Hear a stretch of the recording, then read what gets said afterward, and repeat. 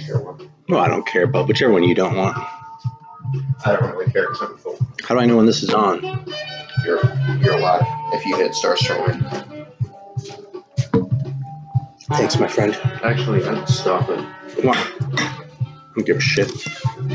I think your look, I'm live. Yeah, your webcam isn't configured. Really? Yeah, I'd kill it.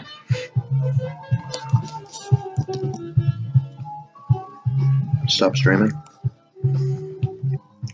All right, am I on? Mm-hmm. Yep, stream resumed. Shit. Haven't heard the F word in a minute. It must be off.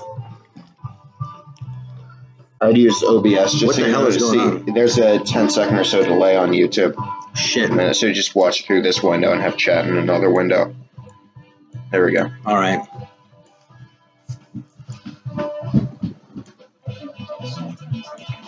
Hey, I'm still figuring this out if y'all are watching, so. All right, cool, thanks. Yeah, man, it took me a little while to figure this shit out. And my kids are both bugging me now. What, Coltrane? I know how to fix that. It's fixed. Well, no. See? There's a 10-second delay. I can change it to 3 seconds. It's okay, just leave it. Wow. You can say hi, though. You want to say hi? Here, that's Coltrane. I can't see you like that, Coltrane. Come on, don't be a goofball. Just say hi. Hello. Yeah, that was Coltrane.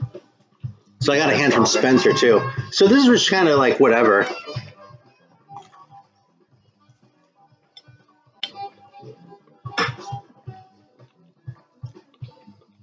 No soda or anything today. Fuck that.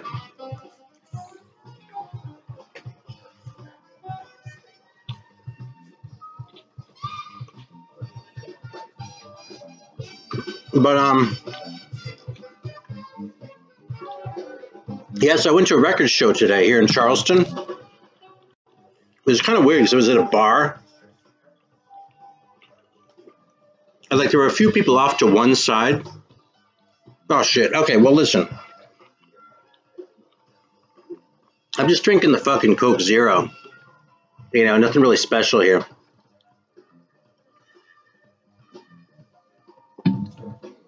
But, yeah, I wasn't going to bother.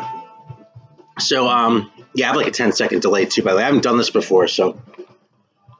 Oh, yeah, so there were, like, people, like, set up over on one side. I saw you drinking it before, Zach. And the video, so this whole thing was kind of inspired by Zeke, the Vinyl Geek stream from yesterday, because I had a blast watching that fucking thing. So I was like, oh, what the hell? Maybe I'll give this a shot, too. So, yeah, the Coke Zero, because otherwise it'd weigh like 500 pounds or something. I mean, with those, like, sodas, I really like sodas. I mean, like, when I'm doing those in the regular videos, that's not bullshit, you know?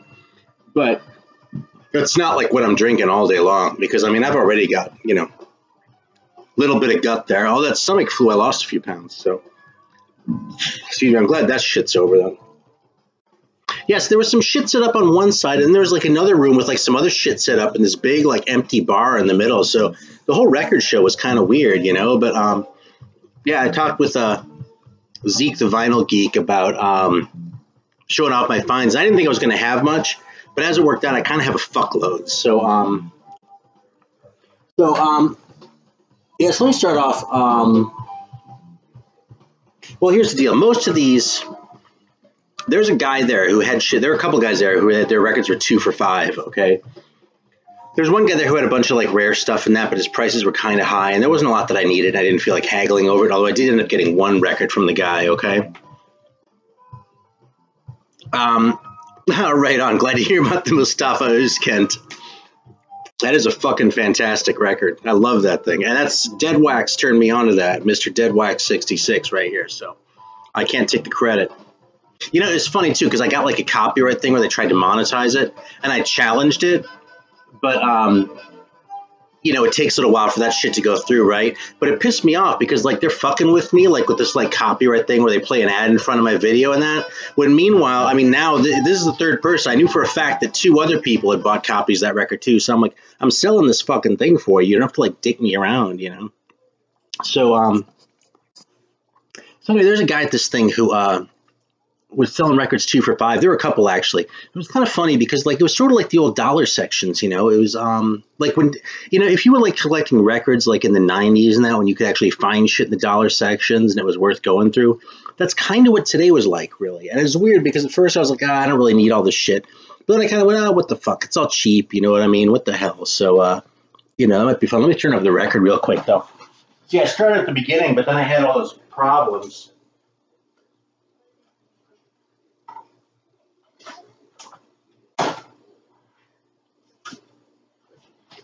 So if you're interested, this is Noel McGee and Space Spies. It's one of these Superfly ones with that weird thing. So I kind of don't want to screw the whole thing up. Oh shit! There's an insert which I didn't even look at. But there's Mr. Noel McGee, and I think he's actually French. But this is the record. It's really good. Not the greatest thing ever, but very enjoyable. So kind of went out of my way a little bit to get it, and I'm glad I did. So yeah, so I have a lot of kind of cheap shit here, and we'll get through. So I'm gonna start off with a big disappointment, though. Okay, the one guy, what happened was he was selling shit 2 for $5. Okay, I pulled out 2 records, and this is actually one of them, the one I'm about to show. Then after those, he was like, okay, now go back through my shit again, and they're $2 each. And I was like, well, he was like, yeah, you bought in with these 2. This is 2 for $5. So now, you know, there you go. So I was like, well, fuck it, man. So I went through again and like pulled out a bunch more shit. So this one turned out to be a disappointment because this looked just awesome, right? Okay, Prince Lachey and Sonny Simmons with this Firebirds record. But I kind of got fucked on this one because I was going to play it before. And the fucked up things, I actually looked at this, checked the condition, but I didn't figure this out. But look at that. It's some other thing. I have no idea what Rare Bird is or Okie Doke Records. But, like, it's not Prince Lachey and Sonny Simmons. So, a little bit bummed. But given that the thing cost me, you know, $250, I suppose I'll survive, you know. I don't know what the hell I'm going to do with this stuff. The cover's in pretty nice shape. Maybe if I get one with a trashed cover one of these days. It even has the original Contemporary inner sleeve, which kind of surprised me, you know. So anyway, that was kind of a bummer. I got to figure out where I'm going to put my out shit. Am I not live?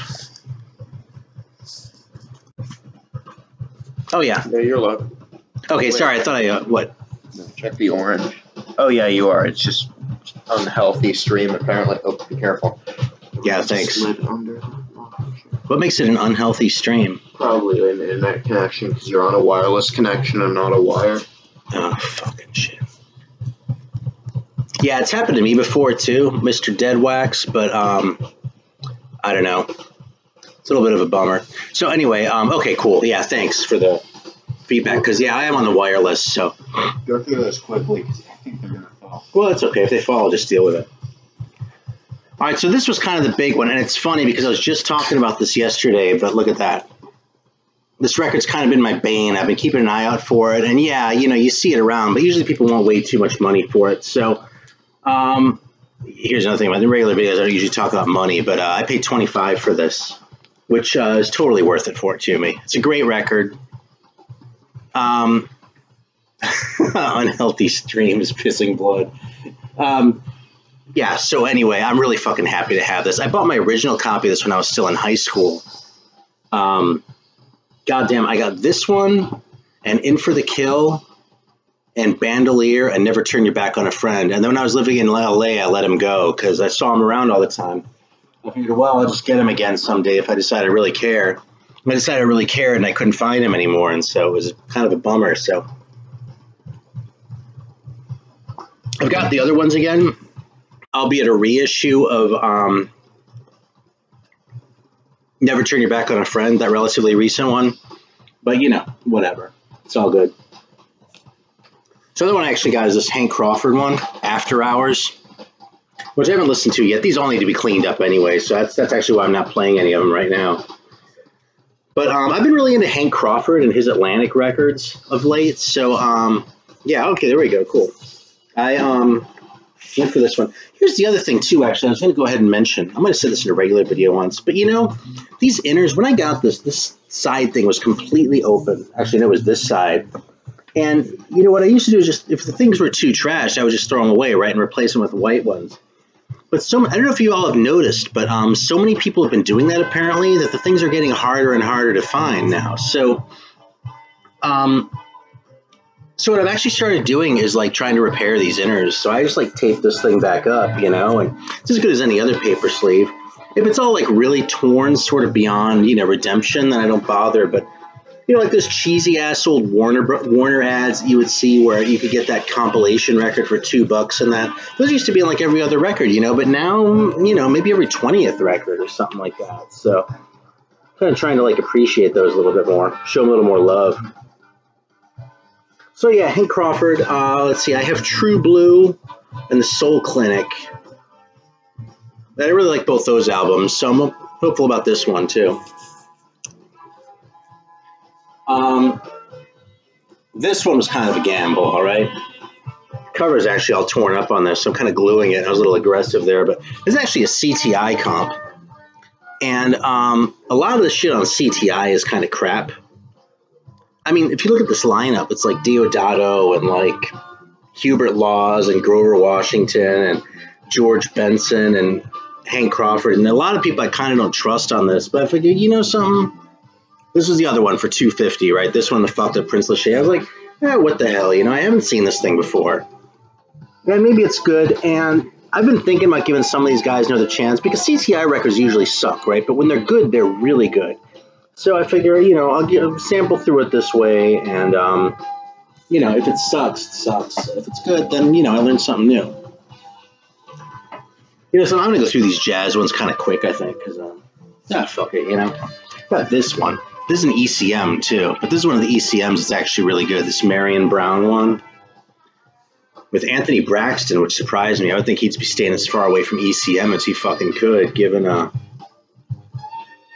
lame most of those tools are. But, Marion Brown, too, for that matter, though. But this is really good, so I was stoked to come across it. Seeing this Chico Hamilton one. Apparently the backing band on this one is Little Feat. Yeah, I mean, maybe if one of you knows Little Feat better than I do, you'll be familiar with that. But, yeah, let's see. Bill Payne, Simon Nava, George Lowell, Kenny Gradney, Paul Barrere, Stu Gardner, Sam Clayton, Jerry Ieo. Yeah, that's Little Feat. Great. But, yeah, I got this from a guy. I've seen a lot of these. And semi-blind buy. It was recommended, but it's kind of late for a Chico Hamilton record. It's early 70s, but what the hell. Yeah, there you go. John, Mr. Bip Bop Boom. That's pretty much my thinking on this. A couple of those I paid a little bit more for, but I actually left like the big thing towards the end. These are the ones I actually paid a couple bucks for, so this is a cool one. I don't know how many of you watched my electronic ones. Hey, Jared, thanks for stopping by, man. I don't know how many of you watched that one video I made about like classical section, but I still grab these things when I see them, and this was like $5. So it's got John Cage and Luciano Berio and Ilan Mimarolu, assuming I'm pronouncing that right, which is a big if, but yeah, you know, we'll see if I ever actually play this, but these things just look so fucking cool, man. I'm just total sucker for a cover like that. A Turnabout label.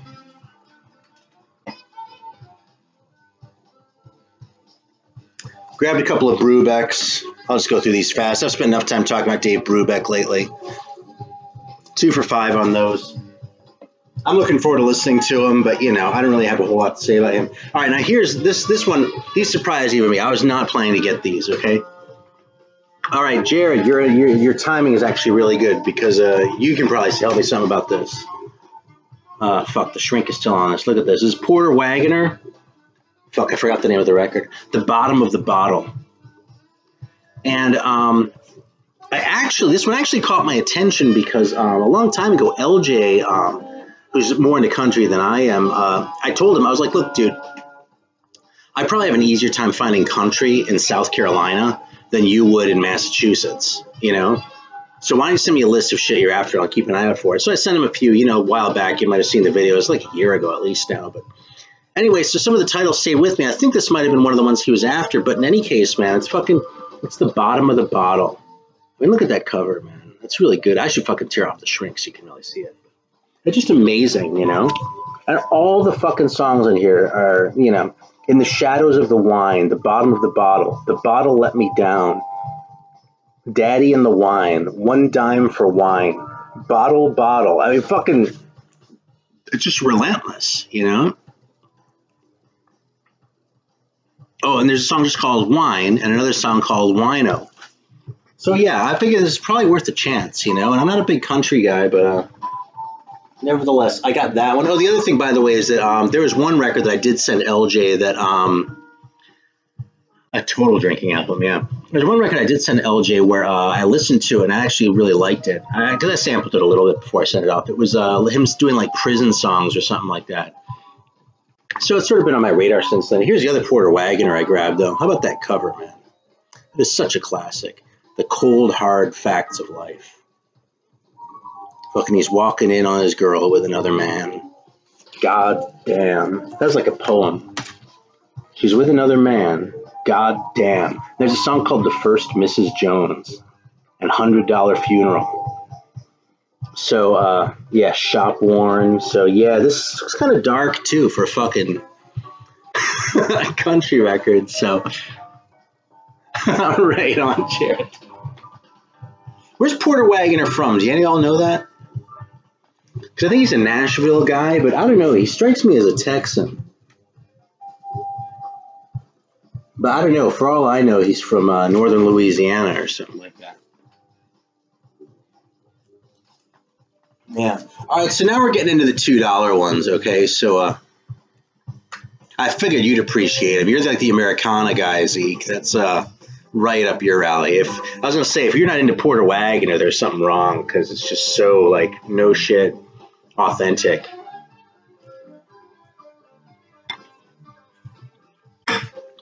Hey, man.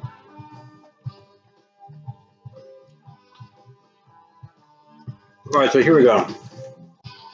Now we're getting into shit where I went $2. What can I do? And it's such a mix. I figured this is going to be fun to talk about. So, Undisputed Truth.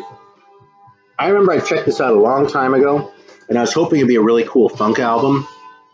And it kind of wasn't. And there's actually, yeah, they do Aquarius on here. Now, back when I was,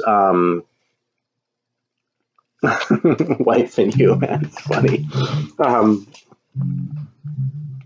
Yeah, so I actually made a rule. Okay, a long time ago, and I was really into the psych shit. Like a lot of the shit that Zeke shows, a lot of that stuff I used to check out too. I used to sort of buy records the way he does. I kind of backed off that a lot because I just got too many clunkers, and I got to a point where I was like, man, fuck this shit. But he's more forgiving than I am too. Mr. Zeke, the Vinyl Geek, I'll see him show records, and he'll be like, I really like this record. I'll be like, I hated that fucking record. So, you know. Missouri, how about that? That's barely even the sound. That's a border state is what that is. Cool, thanks. I learned something new today. Yeah, so anyway, man, I made a rule against buying a record that had Aquarius on it, or any Beatles covers, too. That was like sort of how I kept some of the shit from getting too crappy. But I don't know, it's just been a while, you know? I feel ready for this, and that cover is so good. I mean, seriously, look at that. It's like they're having a fucking Black Mass or something like that. Except they're totally not, you know? I'm sure it's like something spiritual. So look, they're there walking in the sunshine. Actually, you know what this probably is like right there, they're invoking Satan. And like that's what they're doing at night. And now they're off to like rape and pillage the city. So they're walking down the road, like town's over here. And they're going to go fucking rob the bank and like murder everyone in town because Satan fucking sent them in that direction, because that's what happens, you know? So yeah, the Undisputed Truth. I'm pretty sure it's their first album. They made some. They went pretty disco later on, but you know, whatever on that shit. It sounds about fixing flats. So this one, I'll bet Zeke the Vinyl Geek has this one, man. Fucking box tops, super hits. I didn't really know what possessed me to get this one, except that I've been feeling kind of warm and fuzzy towards psychedelic shit lately. And part of why, actually, is because I just recently I snagged a record by the Jelly Bean Bandits. And I love that fucking record. You know, it looks like a record that'll just be like bullshit, you know, but it's great. So, I don't know, giving some more shit a chance. So here's the box tops.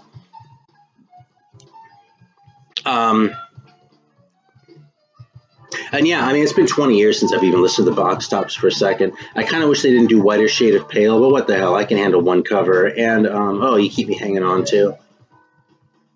I Met Her in Church. What a great song title. That's a good Southern song title is what that is. Yeah.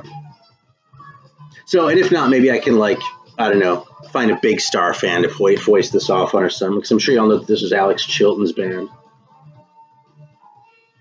Unless I'm just wrong, he doesn't have any songwriting credits on here, but yeah, and you know something, dude, there's no metal there. I'll tell you how much metal there was this whole record show. It was tiny, okay? So, as far as metal, I saw one Dio record. There's one guy with a copy of Sacred Heart. I saw two Ozzy records, the first two, too, so like a couple good Ozzy records. I saw a copy of Dokken, the third one, Under Lock and Key, I think it's called. And then I saw a couple of AC/DC records, and that was it. Okay, a couple of 80s AC/DC records. In fact, there was a copy of Fly on the Wall that the guy was giving me the shit for $2 had, so I went looking for it again, and someone else had already snagged it. So, in fact, that fucker posted it on Facebook. I kind of want to go and, like, break his fucking head open or something like that, but I don't really give a shit. You know, the first AC/DC record I ever, like, really got into back in the day was Fly on the Wall, when that was the current one, you know, around, like, 85, something like that, maybe. So there's kind of a special place in my heart for that record. If I had it, I'd never play it, though, so it's probably just as well that he got it. So, all right, so here's another one. It's funny how many of these I used to have at one point. It's kind of ridiculous. This is another one I used to have that I didn't care for, but I've come around on Roy Ayers a fair bit. So this is He's Coming. And this is even still like, I mean, it has a gatefold that's never been cracked. I mean, this is a reissue. I'm pretty confident. But man, $2 for a fucking really nice copy of Roy Ayers' He's Coming, which is also kind of psychedelic. I mean, I don't even know if it's like psychedelic funk, but it's it definitely has some groove going on. It definitely has some psychedelic shit going on. And I haven't heard this record in at least 15 years, so I'm pretty stoked to check it out. I actually have a whole bunch of metal on the way. I kind of went nuts with a metal place that was going out of business. So, JC, I'll have some for you soon, I promise. Oh, you know something? I forgot I have this one, too. See, this is borderline, though, man.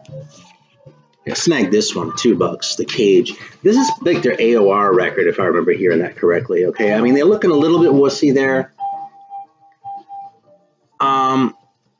The only, yeah, Fly on the Wall, dude, you know something? I think Fly on the Wall is probably the best Brian Johnson AC/DC record to this day, because Back in Black is so fucking overplayed. You know, I just never need to hear those songs again. I mean, even like the deep tracks are like, you just don't need to hear them anymore, you know? And Flick of the Switch, like, every song is basically the same. I mean, I listened to that record one time and I was like, I dig this, but like the chorus on every single song, you could sing them all next to each other and it would fit because it's all the same song just like 10 times. And that's probably my second favorite album from that era, but still, you know. Yeah, so I really would have gotten that Fly on the Wall. I wouldn't have bought a copy of Back in Black. You know what I'd really like to find? And I've actually thought about laying down a few bucks for is an Albert press of Fly on the Wall. So if you ever come across one of those, that would be awesome. Man, Fly on the Wall has some fans here, it looks like. Awesome. All right, so yeah, this Tigers of Pantang. Let's see if it's any good. Letter from L.A., Love Potion number 9, Paris by Air. It's not exactly the caliber of song titles as on Wildcat, but you know, I'm easily amused. It doesn't have to be the best record for me to dig it. Here's another one, man, that I actually bought my first copy of this in Colorado Springs, first time I ever drove across the country. And I let it go because I decided I was done with this era of stuff. And I still kind of am done with this era of Parliament, but you know something, man? $2. And look at this. This is like a nice shape. It's nice and crisp. No cut corners. I mean, it has a Casablanca inner. I mean, what am I going to do? This is probably my favorite one, too, personally, too. Hey, Bananas joined us. Hey, since Bananas is on Mr. Grown Man Record Night, check out what I'm using for a coaster here. Spencer might be embarrassed by this these days, but yeah, this is one of the old Grown Man Record Night coasters that he made here. So, a Hypnosis cover. So yeah, let's get back to the Parliament here. Yeah, there we go. I mean, it's just such a great cover, man. And I mean, dude, look at the back is even fucking better. Look at those fucking guys. I mean,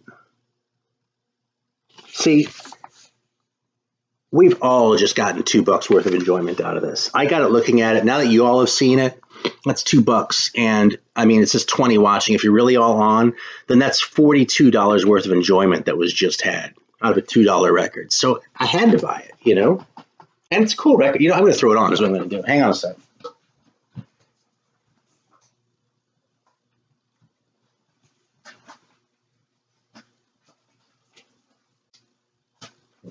I figure I can sit there and hype it, or I can just do the right thing.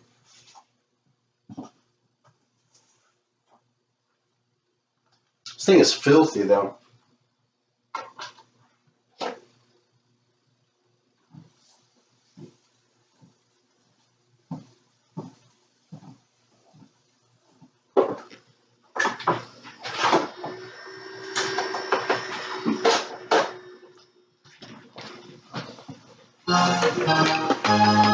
But yeah, the $2 Parliament. That's why I was saying it was like what the dollar sections used to be like. You know, before vinyl came back in a big way. You know, when you can still find shit in dollar sections, because that's the sort of thing that, you know, you wouldn't find that all the time, but once in a while you'd see it. You know.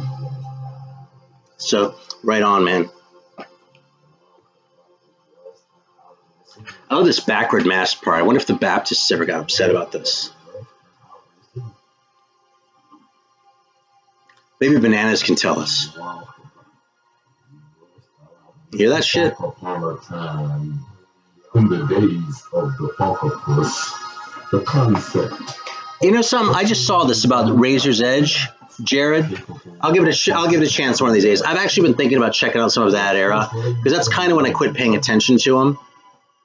And maybe they're great, you know.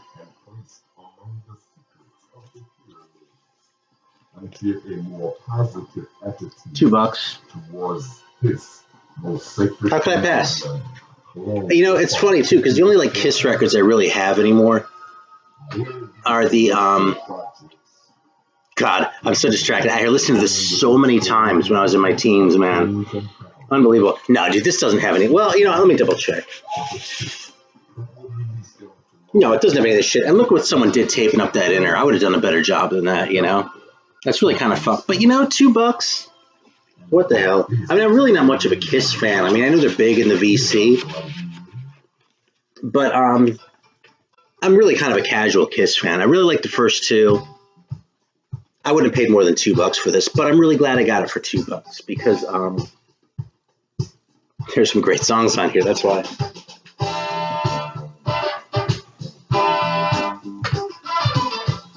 Yeah. Fucking dick taping the jacket like that.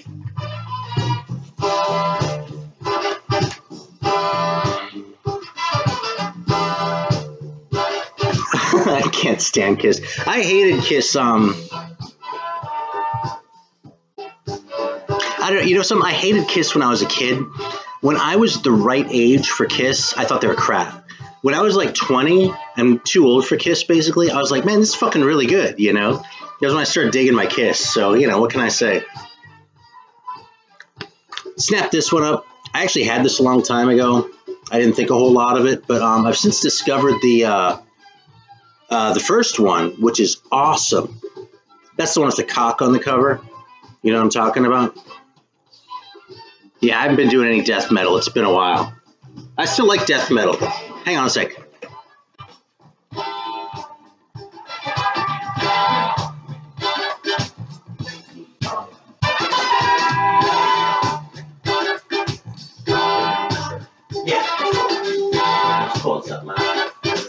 Like 20 people on it.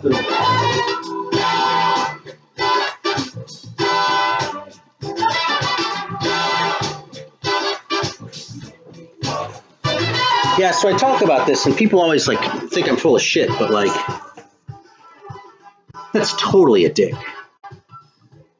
I mean, give me a break. I mean, yeah, okay, it's a cactus. I realize it's a cactus, right? But like, that's a dick. That was the intent, right? This was like 1970 risque, right? They're like, oh, we can't put a dick on the cover, so we'll just put that on. People will know what we mean. And they're right. I do know exactly what they mean. It's a fucking dick. So anyway, that record is awesome, that first one. My record dealer friend in Colombia actually turned me on to that one. So, yeah, so I'm going to give this one another chance, see how it is. Yeah, dude, it's the same deal here with the Kiss records, Jared, with the $20 for fucked up ones. It's ridiculous, you know. It's fucking. That's why it was like I went back in time. That's what it was like today. Oh fuck! Yeah, they just fucking fell the records, man. Hang on. I kind of wish some of like the real like the new collectors were like real like weird about shit falling and like taking care and being so super gentle if the records were on, because it'd be funny. Yeah, there you go. Jared sees it. It's totally a dake. All right, got this one. This is actually a double, so if someone needs this, you know, I didn't drop them. They just sort of slipped over, you know. It's like they're on the floor and they go like that. It's fine. It just happens, man. That's what happens when you actually play your records instead of putting them in a museum.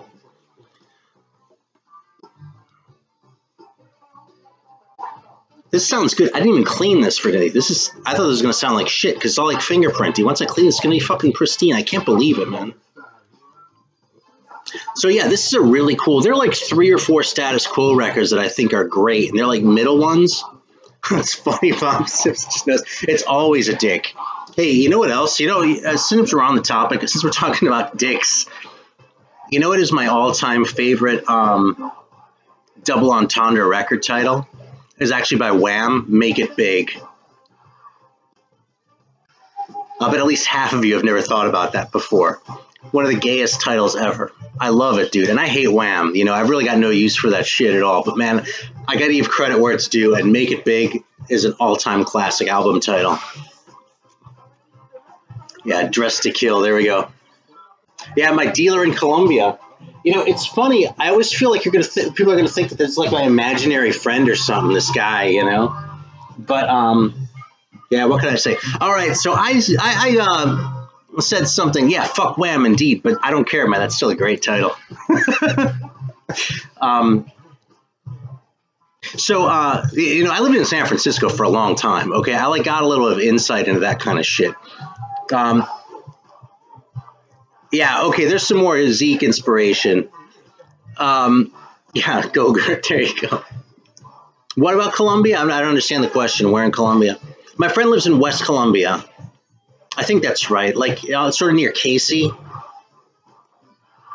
Might be on the other side too, but whatever. All right, so Zeke the Vinyl Geek had a very negative and unhealthy influence on me yesterday because he was showing a Foghat record yesterday.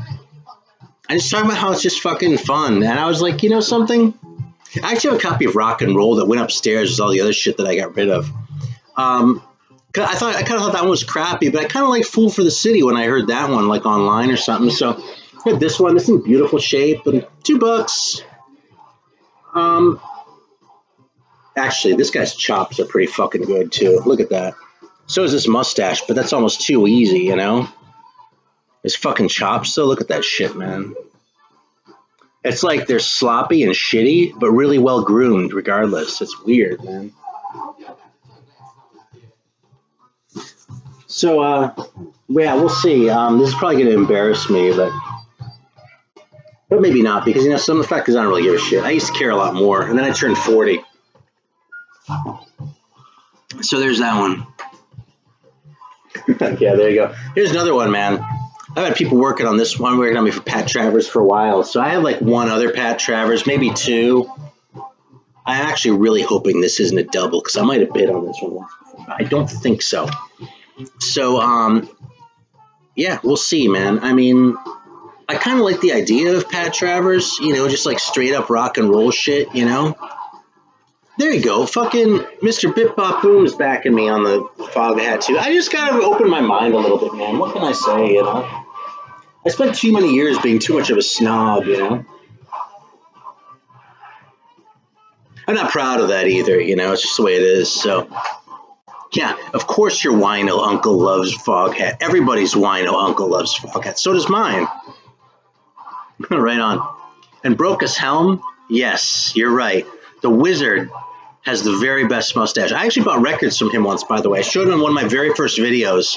I got I got a box of records from the Wizard who was just selling some shit online. I was like, holy shit, this is dude from Broker's Helm, isn't it? And indeed, so my copy of like the Touched record and one of the Killer records, the Swiss band, the Belgian band, no, the Swiss band was his copy. Some shit like that. Pat Travers was your first concert. That's awesome. This is Dead Wax 66er, man. First show is Pat Travers. That's great. I'm going to actually say a few words about my first show, but we haven't quite gotten there yet. Okay, so I grabbed this, $2. I remember thinking this record was lame for a long time. It actually kept me off Nectar for a long time. And I checked out the first two. Manilla Road, Right On. Yeah, they're good guys, man. I used to see them a lot when I lived out west. So, a couple of the best shows I ever went to were Broker's Helm with Slough-Egg. That was like the lineup from heaven, you know. So, anyway, yeah. So here's the thing: is it turns out that the American pressings of these Nectar records got remixed. Now, the first one never came out here anyway, but the second one, A Tab in the Ocean, which is the one with King of Twilight on it, sounds kind of wussy if you have the Passport version. But if you have like a European, like a UA press, it's a lot heavier and more rockin', you know? So I got this one because it's $2. I figure I can listen to it, but what I really want to do is find a UA pressing and see if that one sounds a little rougher too, the way A Tab in the Ocean does. Because, I don't know, but I might just like this more, you know? It's kind of mellow, and so am I, right? All right, this is probably the only one here that I kind of wish I had passed on. It's First Grand Funk, which I've never owned before, but it actually has a piece cut out of the cover. And that's the kind of shit that frosts my nuts. Like, if there's a little seam split or something, I can deal with that, but that sucks. I saw Sanctuary in 1988. Mr. Art Alive. It's actually in Germany. Sanctuary with Flotsam and Jetsam, Testament, and Megadeth. So is there only the first album out, and Megadeth was touring on So Far So Good, So What? So, hey, Farley, welcome, man. Good to see you, dude. All right, here's another one, man. $2. This fucking record is awesome. I love War, and this is probably my favorite War record. It's hard, okay, because there are like three that I think are all-time classics. This one, The World is a Ghetto, and the one with Me and Baby Brother on it. Deliver the Word. So yeah, this is actually a double, but it doesn't have the poster in it. But, you know, same deal. I was like, it's $2. I'll figure out what to do with it later. No, it doesn't have the poster, man. But, you know something? We're coming around. All right, here's another one. I really just got this one to proselytize to. This is Lenny Tristano. Among people into jazz in the VC, I think Lenny Tristano is kind of underrated. So I actually have this record, but it's pristine, and it was $2. So, yeah, I'll probably try and find another home for this. But Lenny Tristano was fucking awesome, man. He was doing all sorts of weird shit that influenced people like Miles Davis. Yeah, and people just sort of forgot about him. Probably because he was such a weird dude and he didn't really record very much. And I don't know. All right, so speaking of posters, I got this, okay? I love the first couple Commodores. This is sort of on the fence, okay? I mean, I can't really argue with Brick House, so, you know, what can I do? But do I really put this one over the top? Because I used to have this once upon a time. Look at this. There's a little teaser right there in the corner. Oh, fuck.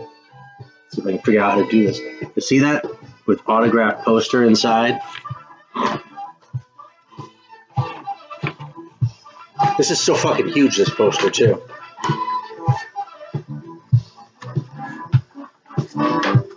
Look at that. That's nuts. You can see those autographs, man. I don't think they're real autographs or anything, but, you know, still. Lionel Richie with those awesome glasses. I would wear the shit out of those glasses that Lionel's wearing there. So, yeah, man, this is fucking, I was so happy. I've never actually seen this poster before, and I've had a few copies of that Commodores record in my hand. So it's not Machine Gun, you know. Hey, welcome, Mr. Richard Riley. I didn't do a soda today. Yeah, this is just kind of impromptu, sort of. Zeke the Vinyl Geek did one of these yesterday, and I was like, fuck it, man, it's fun. Yeah, otherwise I wouldn't be babbling on for 40 minutes either, you know? So, all right, here's another one that, $2. This band is really kind of wussy, you know?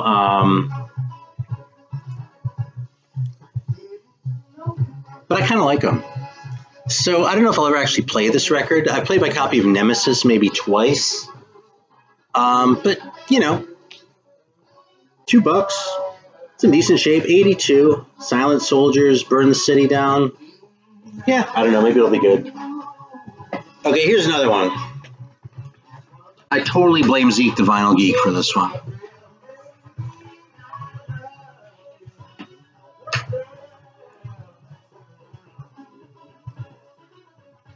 Yeah. It's like embossed with the fucking Swan Song logo and shit, but I don't know what the hell I was doing buying this thing, man. Yeah, I do. I was thinking, you know something? Zach just showed this record yesterday, and he was talking about how he liked it. And I was like, you know something? I'm gonna. So I said it was going to be something on my first show ever. Bad Company was actually the first band that I ever saw live. The first show I ever went to was Deep Purple in 1987. It was the last tour with the classic lineup.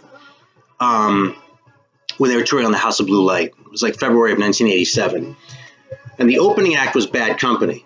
So that was actually the first time I ever heard Bad Company. Paul Rodgers wasn't with him at that point. It was someone else. But, you know, I remember this was the first time I heard songs like Run with the Pack and shit like that. So, yeah, I probably did give you shit for playing Bad Company, Bananas. But, yeah, so it's funny. It's like there's a special place in my life for these guys because...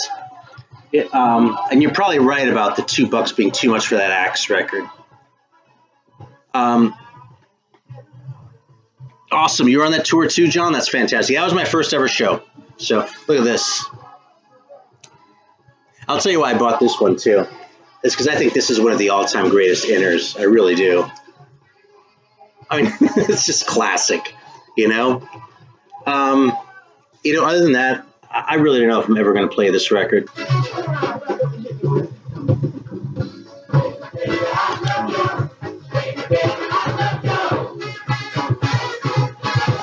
It says stream resumed, but I'm not seeing anything. So I'm not sure what the fuck is going on.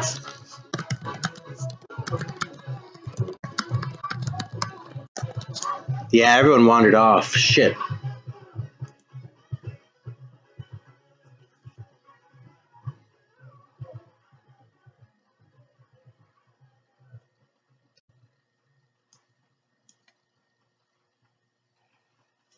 God damn it.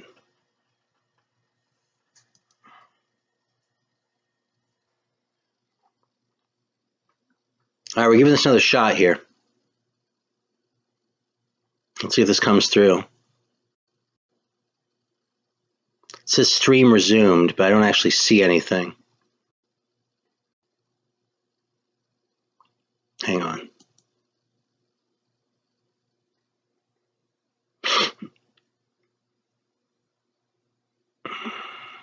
There we go. All right, sorry about that. I don't know what the hell happened. I had to like reset my thing. I probably should have flipped the record too. You know, my resolution's too high, actually.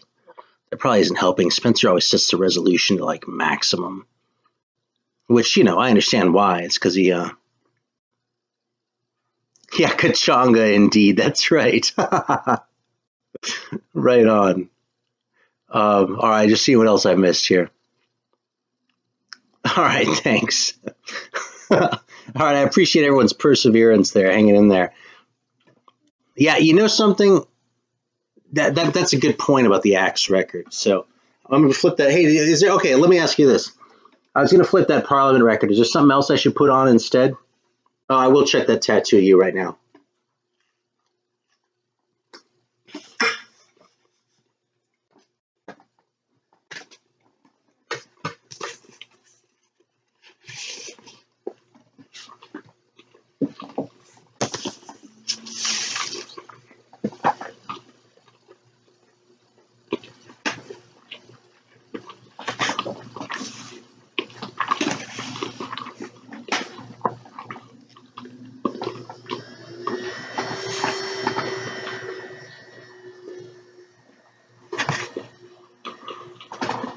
Damn it, my eyes suck. Hang on. I don't see it.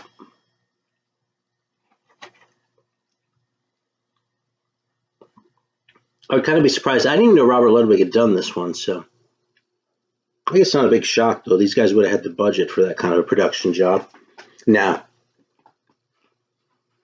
it's all good. For as often as I'm going to play this, all right, I've got one vote for Pat Travers and one for Axe.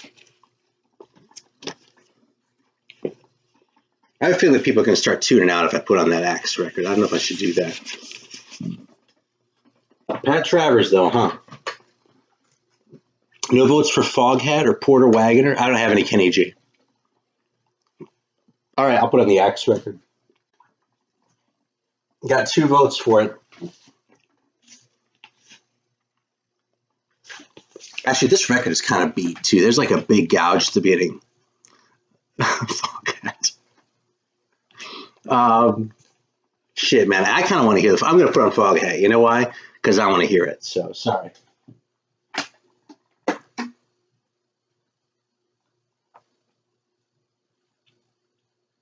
Like, I know what to expect out of that Axe, and I kind of like it. But, like, this one, this is going to be a little bit more novel for me. Because I seriously, I don't think I've ever heard this particular record. I can't believe I'm going to put this shit on.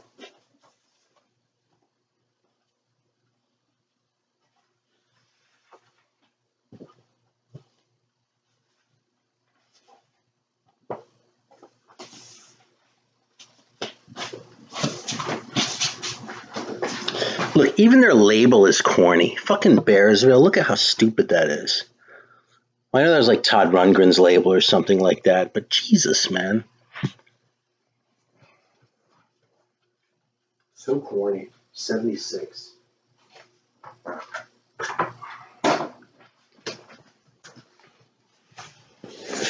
right, let's see if this is just fucking embarrassing.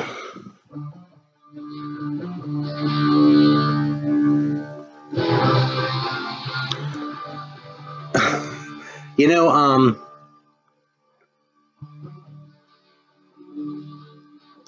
it's off to a pretty good start, man.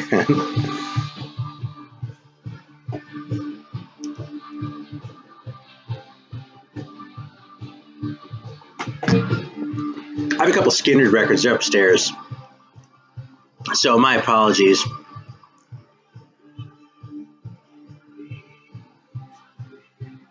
I like this better than Slow Ride. But you know, Slow Ride's actually a really good song. It's just so overplayed, you know? Like, if you're my age, you grew up with FM radio, you heard Slow Ride, well, you're sick of it. Let's put it that way.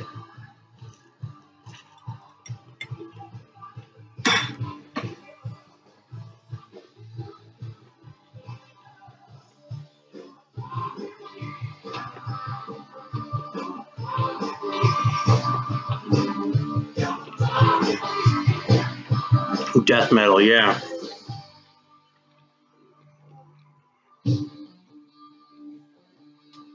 I'm trying to think if I've had any death metal come in lately.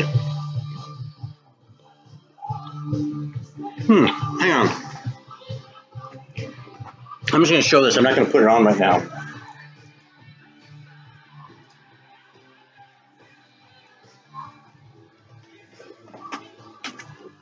Have y'all heard of Expulsor?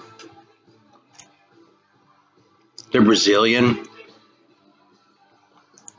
It's called Fornications. There you go. Look at that. Because that's what they're doing, is they're getting ready to fornicate. But this has Vomiting in Paradise on it, which is one of my all-time favorite titles. Fucking Vomiting in Paradise. Ah, we're gonna vomit in fucking paradise, yeah. Yeah. I played this one a couple times. It's good. All right. Well, that's it. I don't know. What else should we talk about here? Witch vomit or acephalix? It sounds familiar. At least witch vomit does. I don't think I have, though, man. Yeah. I've been kind of lazy about that shit. And you know something? I'm just sick of black metal.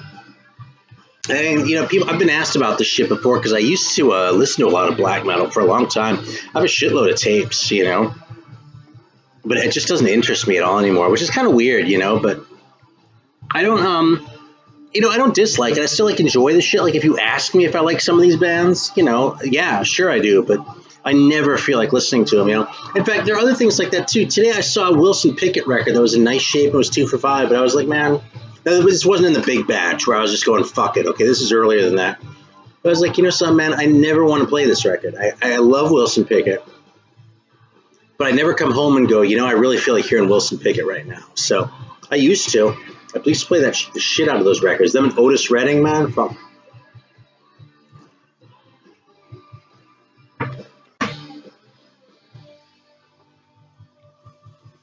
Mm-hmm.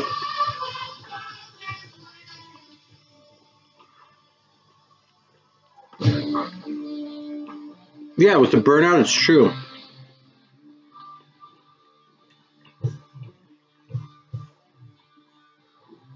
Have you seen my Sabotage records? Yeah, let me move this shit. See if I can move the laptop, because the metal's over here.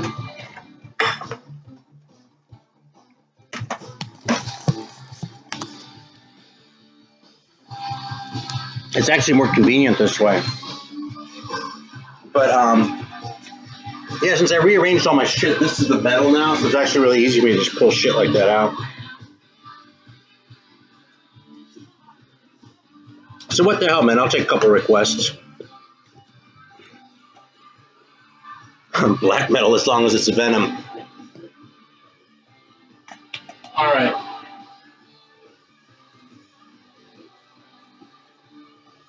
Oh, it's over here.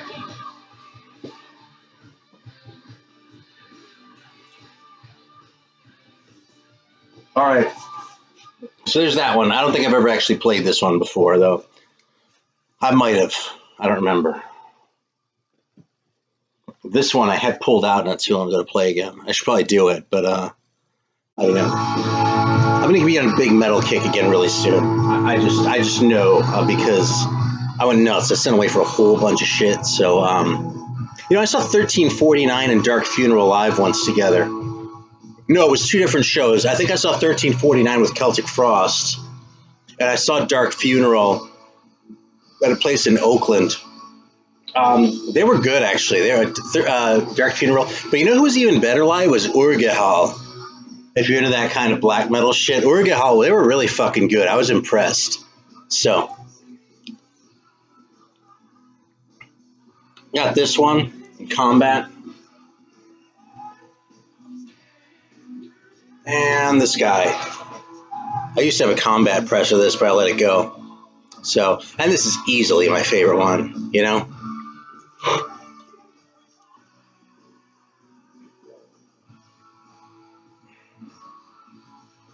So honest, this Foghat shit, you know? That's the kind of thing that used to bug me about this kind of shit, is so much of it just seemed kind of like hokey, you know?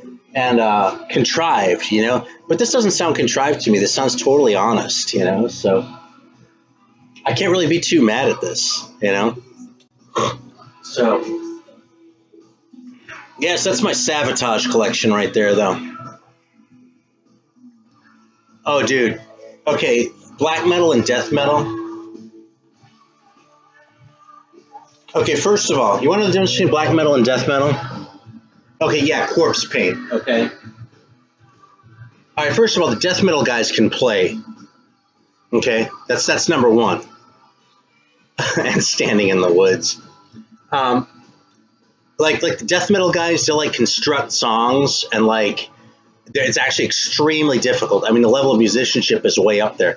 Black metal is like probably the best black metal is like 1 or 2 guys like sitting around in their bedroom with a 4-track and a drum machine and putting something together like that. And it's total crap, right? But I mean, if you're like me and you like crap, then it's good. I actually don't have a whole lot of use for like really competent black metal, like you know, like bands like Immortal and shit, I could really give a fuck about. In fact, if someone needs a copy of the first Immortal record, let me know, because I have one I'm looking to unload.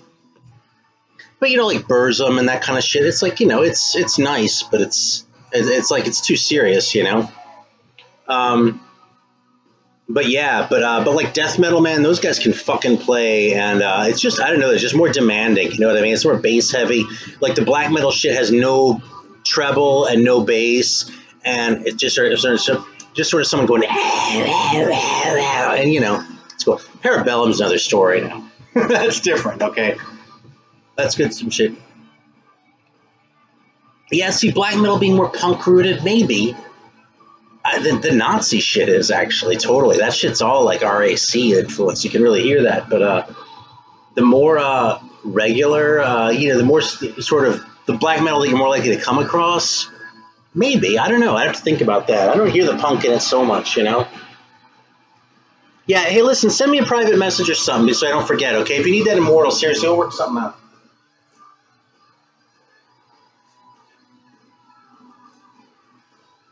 In fact, fuck it. Let me pull it out. Hang on.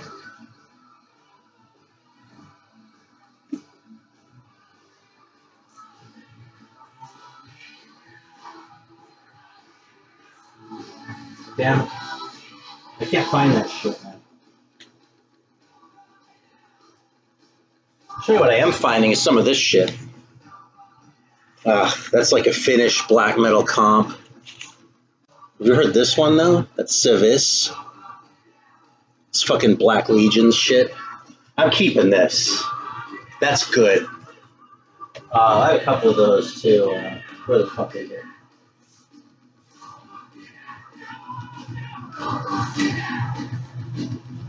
There we go. Susvurtra and Vagazariavtra. You gonna start freaking out over my fucking Black Legions records? That's the shit that I actually still dig, you know? And it's really just because the shit is so fucked up, you know? Yeah, this is a Jakar one, but this is Vermiapra Commando one. What else? Oh yeah, this one, the Vlad Tepes and Belketra split. Yeah, Disaster isn't bad. I have some Disaster on tape. Yeah, Mausoleum. Look at this one. I think this is Vlad Tepes, this one. So, yeah, this is not what I expected to be pulling out. War Funeral March. I actually have an original tape of this, too.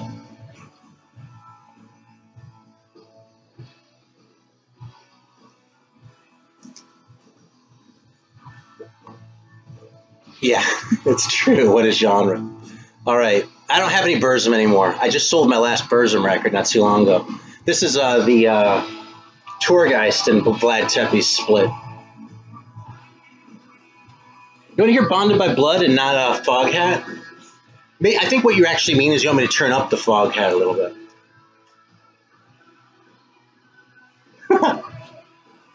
That's fucking hilarious.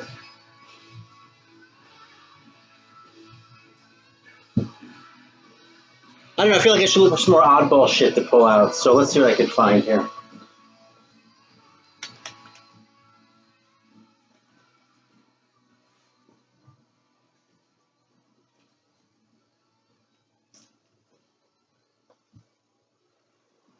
Ugh.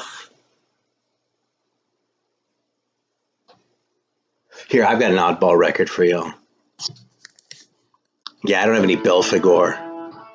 Whiplash, Power and Pain is awesome, and Beherit is great too. I have a copy of The Oath of Black Blood here, and that's Stan. That's one of the ones I'm keeping.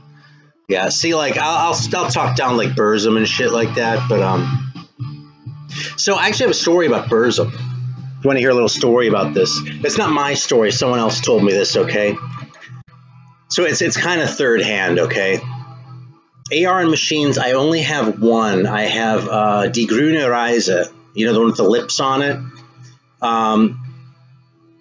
Sex Trash is awesome. Yeah, I have a Sex Trash reissue. I have a little bit of Doom too, but not a whole lot. I don't have like the newer Doom shit because there's just too much of it. I kind of got lost in it. Most of what I have is like the Candlemass and you know, Witchfinder General, Saint Vitus, that kind of shit. All right, so Burzum. All right, so A friend of mine in San Francisco is pretty tight with Al Dawson, who is the head of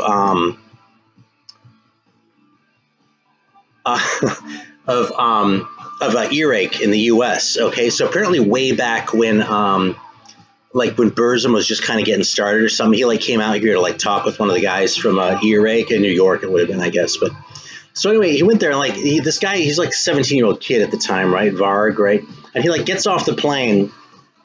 And he's all like he's all decked out like in all his like studs and shit like that. Supposedly, you know, I don't know how he got through security with that shit, but supposedly he like walked off the plane on this.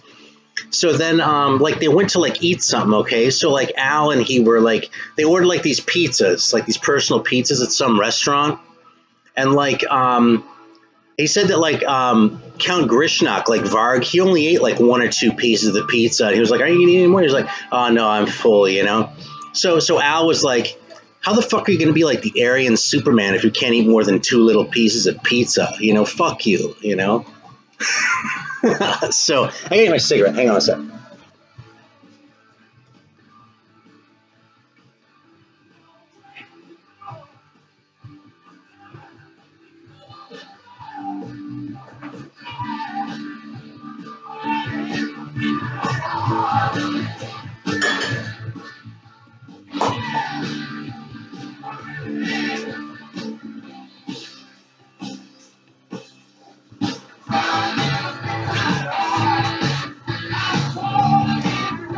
Yeah, I'm digging this record, man. What can I say? I'm on board with the fucking Foghat. Bolt Thrower's great. They're on earache, yeah.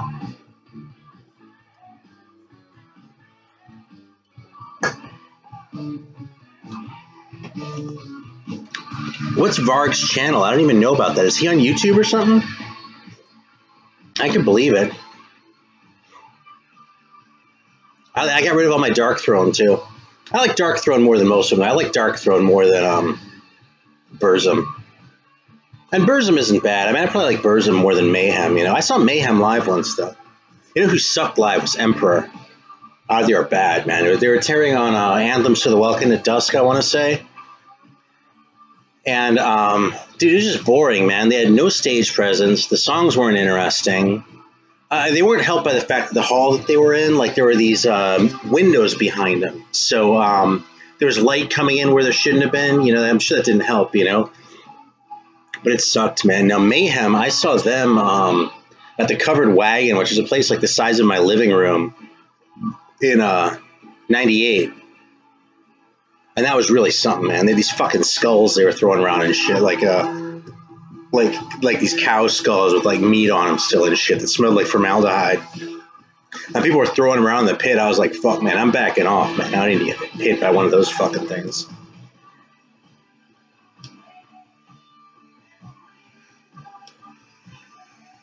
So, Weed Eater, you know, when bands call themselves something like Weed Eater, they're putting a high bar for me because I kind of feel like I have a hard time going to a band called Weed Eater.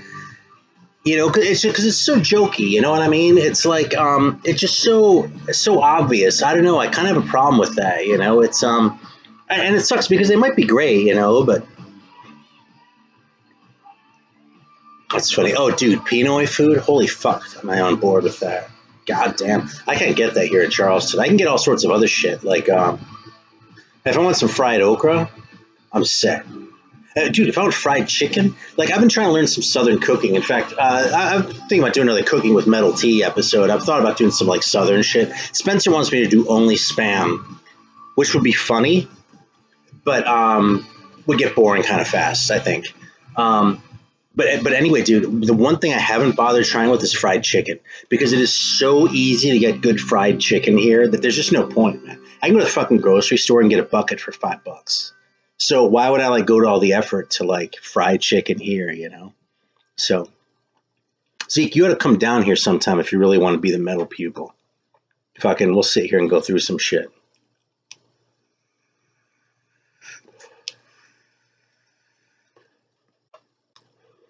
Yeah, you want to hear some of Nick Ho's band? Let me put that on. And spam does rule. I'm not talking down spam. In fact, I keep a can of spam in the house at all times. It's like this weird thing. I've been doing this for like probably the last like 10 or 15 years too. Like, eventually I'll use it, first of all. And then if I don't have it, like, I feel like there's something missing in the cupboard. You know what I mean? It's like, it's just good to have a thing of spam in there.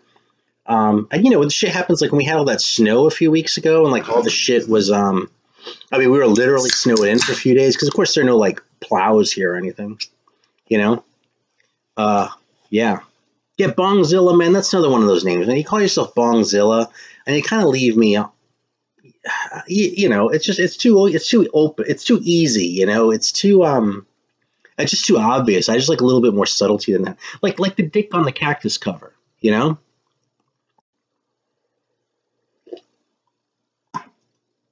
All right, so does anyone else want to hear Nico Malcolm's band?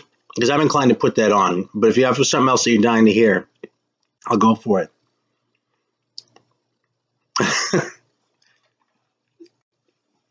Yeah, let me see. I have that shit over here. Ugh.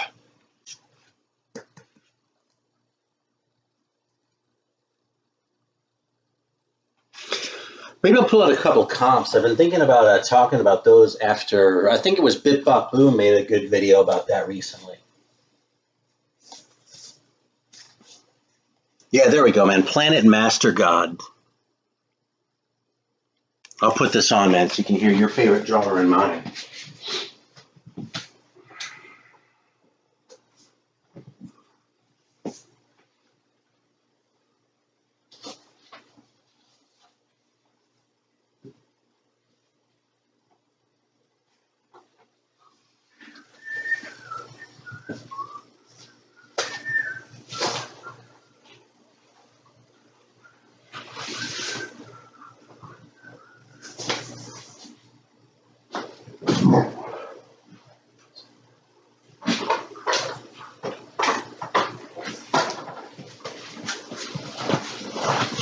Yeah, I'm talking about all this cool shit, but what I have in my head is Kiss. Fucking,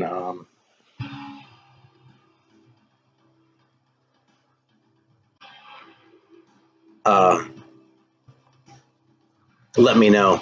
Is this the right speed? I'm not sure. Fucking, I feel like an asshole.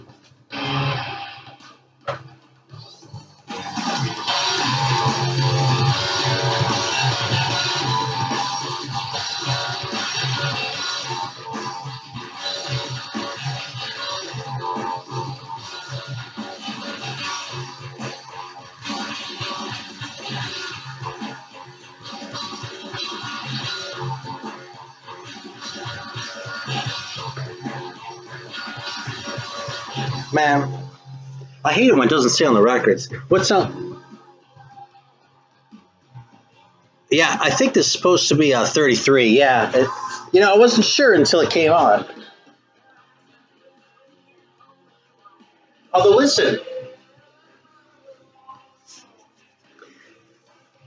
Hey, Nico, on 45, your singer sounds a lot like Geddy Lee.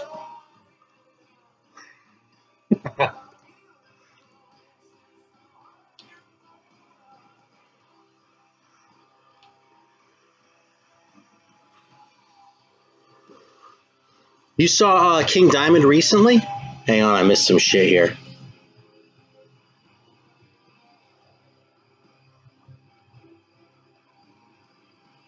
Turn it up. Is it coming through? I don't know how loud it is. I can't tell. Yeah, all right.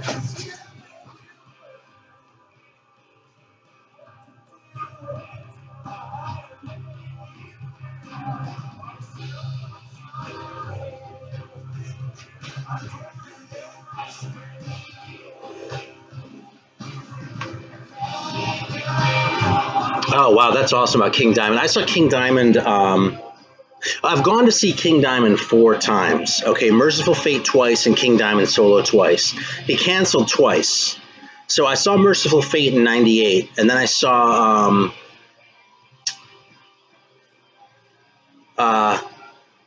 King Diamond, like,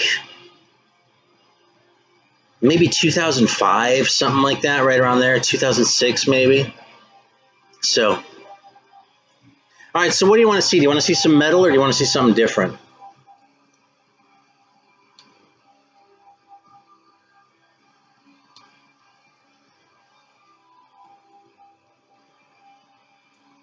It's been a while since I busted out any metal. That's awesome. So yeah, I could pull out some of the metal comps. I could pull out some private press shit if you want, whatever.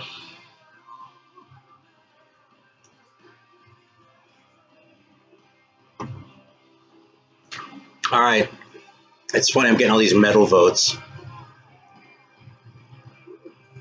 You know, I don't have any queercore, by the way. Although, I got turned on to Manowar by the bass player from the Toilet Boys. I'm not sure if that quite counts as queercore, but it's heading pretty far in that direction.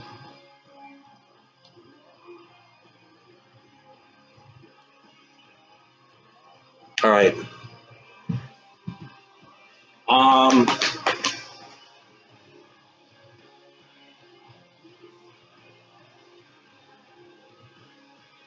right, some private shit. I mean, here's one right on the end, man. You seen this one before? Infrared? I'm pretty sure it's a Chicago band. That's fucking awesome. Yeah, Red Alert by Infrared. That's a private press. It's kind of cool.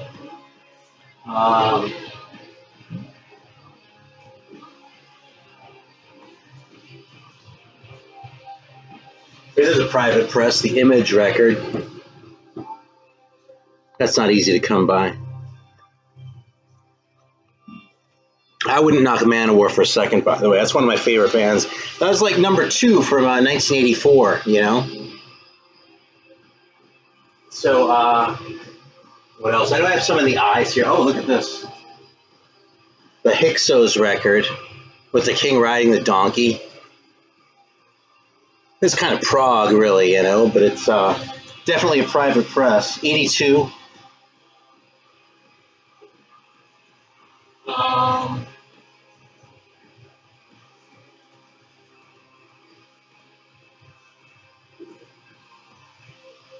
Yeah, this is a reissue. The originals of this are fucking really expensive, but this is one you ought to grab before it dries up if it hasn't already, because this is a Florida band. Great. What else do I have? Here's a private press. The Ion Britain record. Eat Metal. 4 tracks. Kind of yelpy. It's a fun record, though.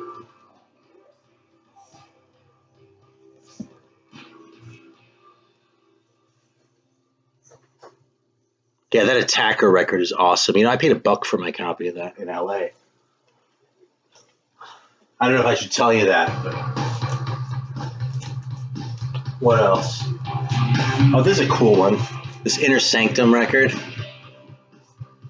No, that was not an original Iron Cross. That was the reissue, but all these other ones are originals that I'm showing you.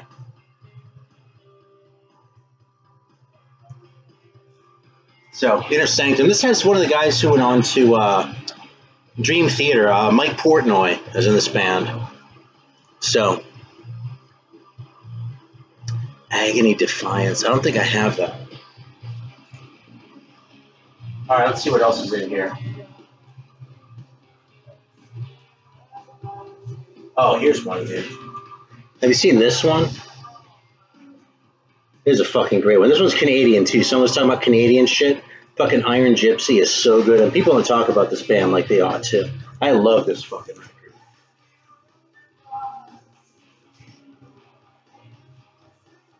All right, there's a bunch of Maiden stuff here.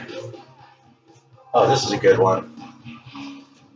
Fucking Ivory Tiger. There's a lot in the eye section. That's why I'm sticking at the eyes. There you go. Ivory Tiger. This is another great one that people don't talk about very much.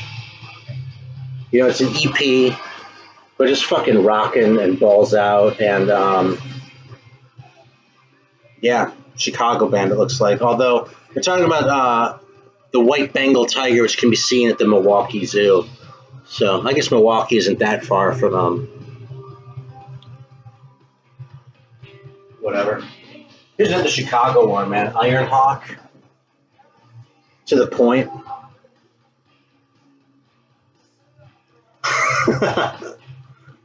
The Rockin' Scavenger cover. Alright, yeah. Hang on a sec. Let me just finish the. Yeah, okay, I got through the eyes. So there we go. What was that other one that you requested? The scavenger. That's right. Man, I forgot about that one. Shit.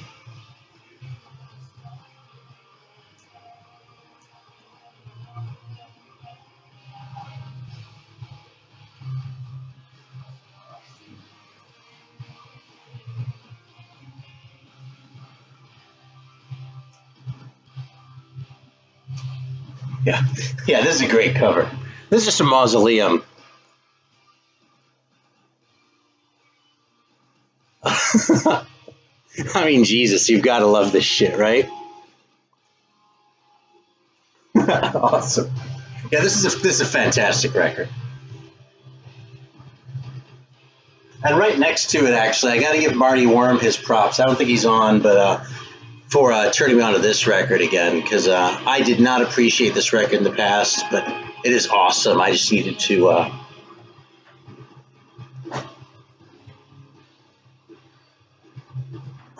fuck. Oh yeah, Omen, Battle Cry. That's yeah. You know something? I might have shown this before, but I'll show off my copy of Battle Cry because it has something interesting. Yeah, check this out. Another thing I found in LA. You see that? Yeah. This is like a surplus copy from the Library of Congress. You see that? Library of Congress surplus duplicate. Now, I usually save the stickers off my records, but I had to make an exception for this one. Make it big for Jared.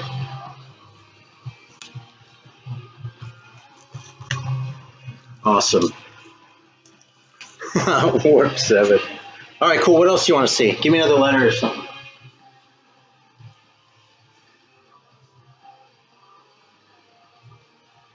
This is kind of cool. I was stoked to find this. My dealer friend in Colombia hooked me up with this one. With the Talk. Manilla Road. I've shown all my Manilla Road. I'll show it again if you want.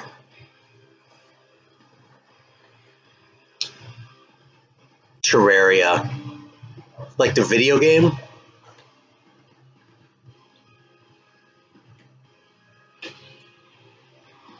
I'll give you all a second here.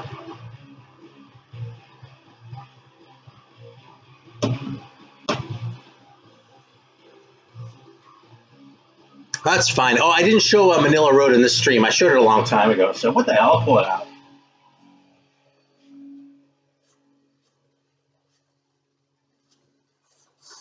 All right.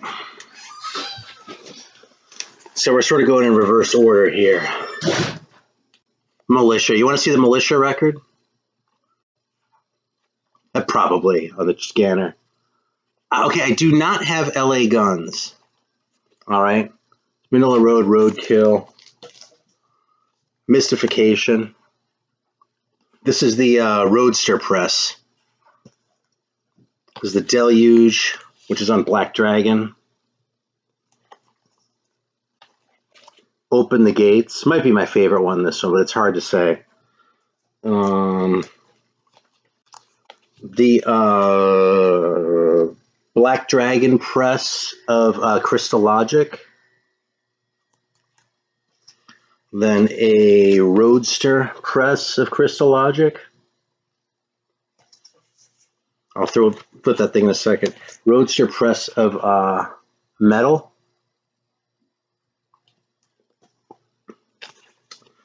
Second press of Invasion. I can see that with the white border. And then a first press of Invasion with the purple border.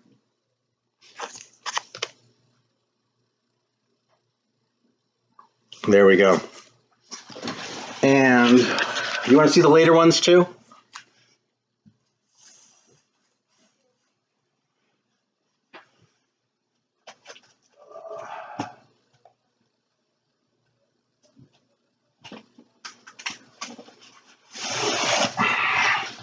Yeah, this is on Manilla Road too.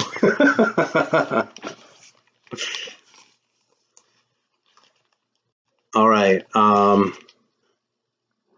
That's the new one. Oh, shit. Well, let me just do this real quick because they're on my lap now, and then I'll pull that one out. Okay. Underground. I recommend this one really highly if you like that early shit. It's fucking great. This one. Mysterium. Man, kind of stepping on my own dick here. Village of the Damned. After Midnight Live, this is early shit, too. Highly, highly recommended. Voyager. Oh, shit. You can't even see it. I forgot what this one's called. That one, though. Spiral Castle. Shit. Mark of the Beast. Circus Maximus. This one I'm spacing the title. Atlantis Rising. Courts of Chaos. And Out of the Abyss. There we go. All right. Wow.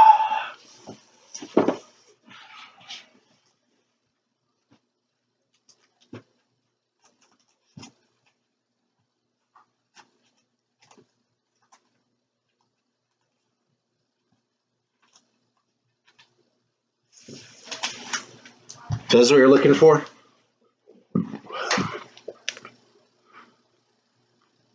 Yeah, Courts of the Chaos was hard for me to find. So, yeah, I'll fire this one up if you want to hear it. Yeah, this is the Holy Grail. I mean, I don't like be a dick about it or anything, but you know, there aren't grails with metal. It's like this one right here. This is pretty much the Holy Grail. So there's only one Holy Grail. So.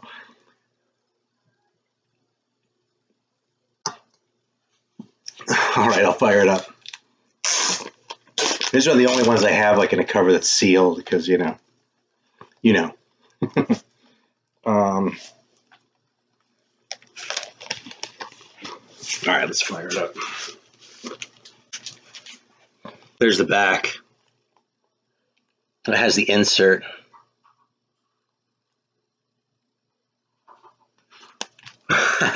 Fucking madhouse. Oh, dude, leather none. I'll fire that up too. Hang on.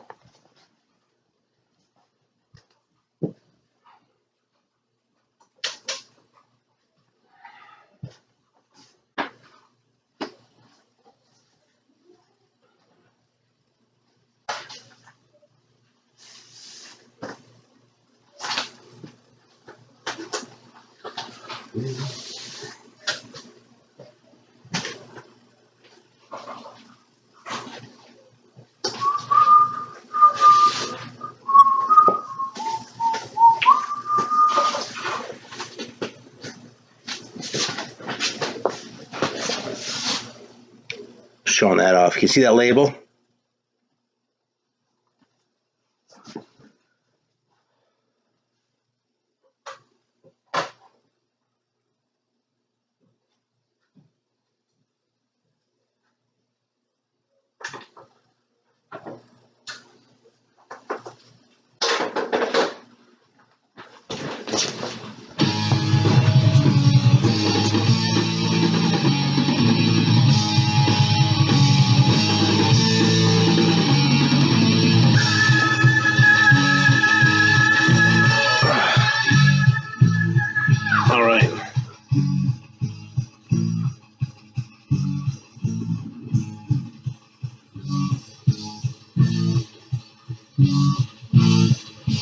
All right, so you want to see the vocals on this are fucking nuts. It's kind of an acquired taste, but I love it.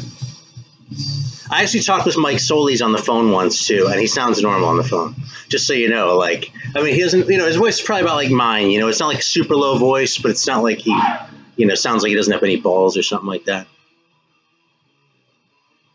Oh yeah, Jungle Jim, that's awesome, dude. All right, here we go, Leather Nun, hang on.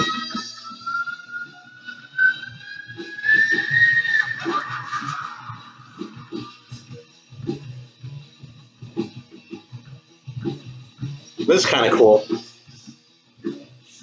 just since it was there.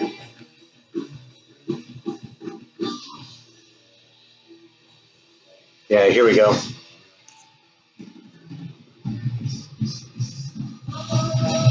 There we go. Take the Night by Leather Nun. I love this record. This is one of the best records ever. You know what's sort of the spiritual, like, brother or sister to this one, too? Is, for me,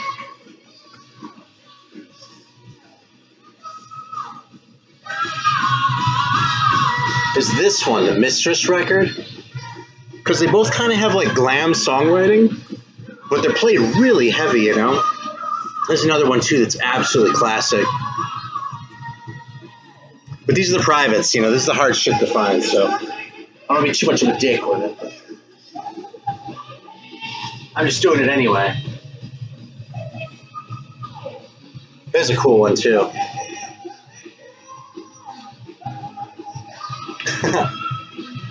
Dude, a lot of people don't know about these, so don't feel bad, you know? Oh, this is kind of cool, too. I don't know how many of you have this one. I bet John has a copy of this.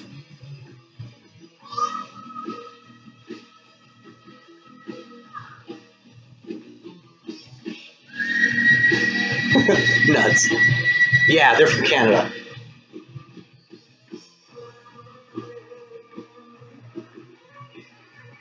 Let's see what else I have here.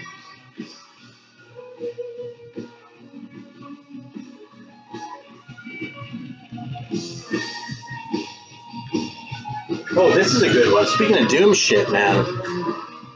I love this record, man. Yeah, Leather Nun and Leather Nun are two different bands, like you said. The one with two N's is a metal band from Jacksonville. Yeah, Hell's Fire by Mistreater. Awesome. You want to see the Slayer, man? I don't have any really special Slayer records. Here, check out this cover. This is a corny-ass record, but I love it. Look at this cover. Right on, man. Someone knows a Mistreater. It's good shit. These guys are French.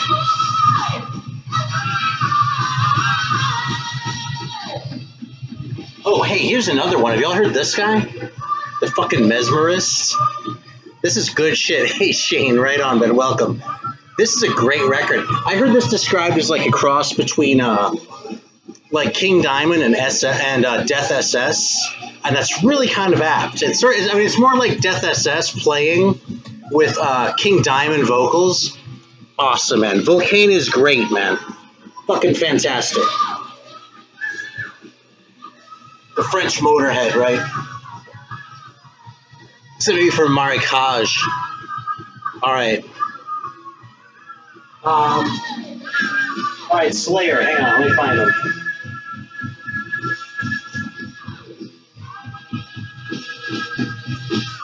Oh, here's another one. Great record.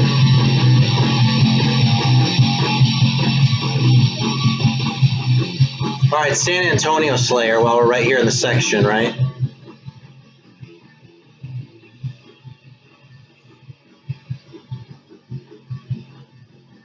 Go for the throat.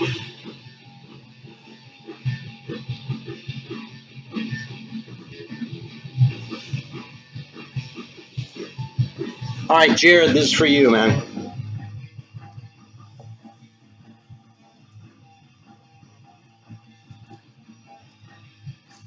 All right, Show No Mercy, which is awesome, by the way, so I'm not going to disagree with that. Haunting the Chapel. Right on.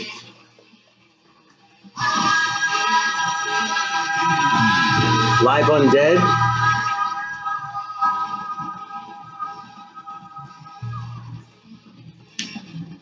Hell Awaits.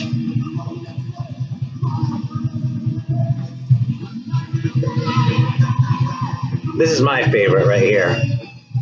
Rain and Blood, absolutely. I mean, yeah, it's tough, but I have this thing then too. Criminally Insane 12-inch. Goddamn if I can show it. Well, there it is. You get the idea. South of Heaven.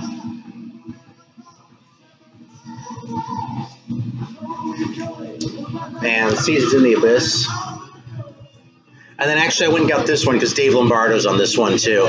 But that was really kind of the band for me. Like, without Dave Lombardo, they were never the same, you know? Like, and I don't think those 90s records are that bad either, you know? Camera skills.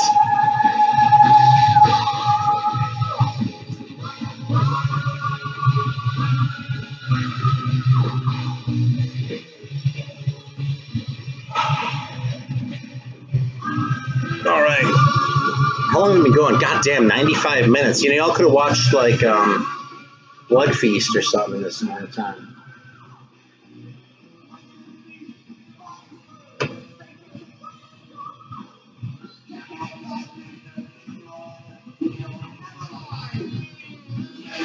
I don't think I have any Yugo metal records. I have a couple, like, prog records. I have Igra Stokleni Perli and Fire.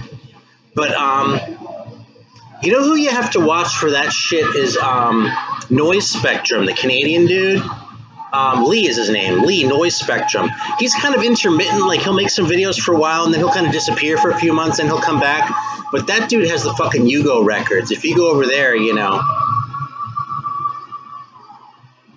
that's awesome about the tattoo. Right on. Yeah, Death, I don't know. You know, believe it or not, I came to Death late enough that it's relatively equal in my mind. Yeah, I mean, I have about 5 of them, and I probably like them all about the same, which I feel like is a cop-out, but it's really just because I don't know them as well as I ought to, given, you know, my age relative to their age. By which I mean I've had a lot of years to listen to Death and just haven't really availed myself of that.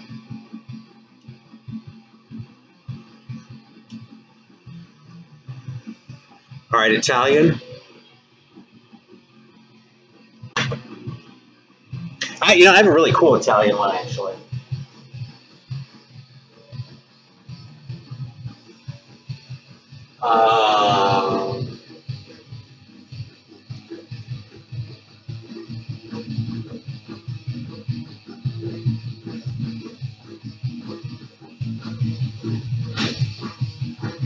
Yeah, I have this Danger Zone record, which is one of my favorite Italian records anyway. But check this out. This is actually a test pressing. Yeah, look at that label. You see that shit? And I just found this in the wild. Actually, I found this in LA, like a lot of stuff. When I was living in LA, I came across this just in a shop for like $4 or something. There's the insert and everything, but the actual record's test press. So that might be my best, like, Italian one. But I have some other good ones, man, too. Let me bust some of the shit out. Yeah, Black Hole, that's great.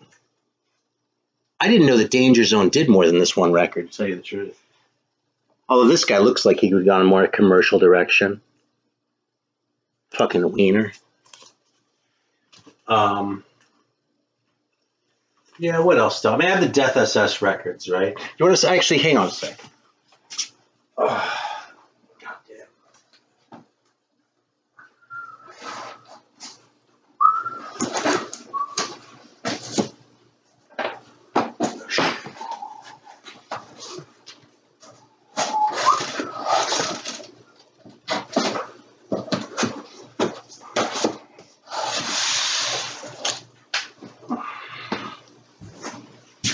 Alright, just pull out the 45s. Y'all are making me work here. Really, that's interesting about them moving to LA. That would explain it, though.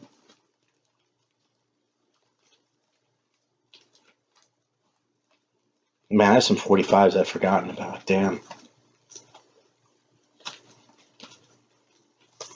Bear with me. I'm going somewhere with this.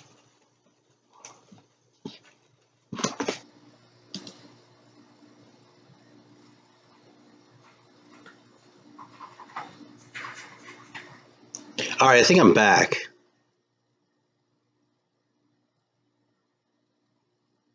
No, my stream went offline. It was me, not you.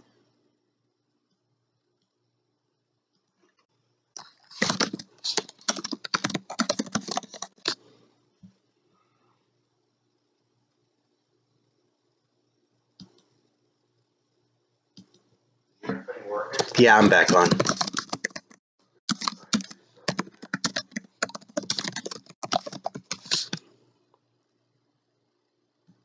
All right, hang on. I'll bust out that mistreater now.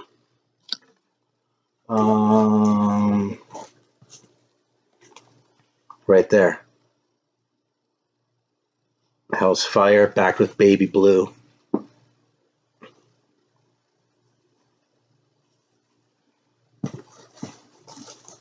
That's cool. Here's something I'm going to bust out that mistreater. Is John Bip Bop Boom still on? All right, cool.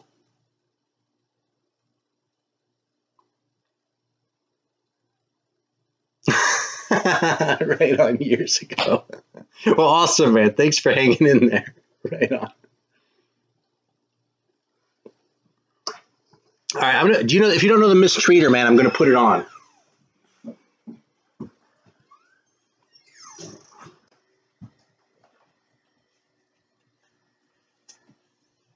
Shit.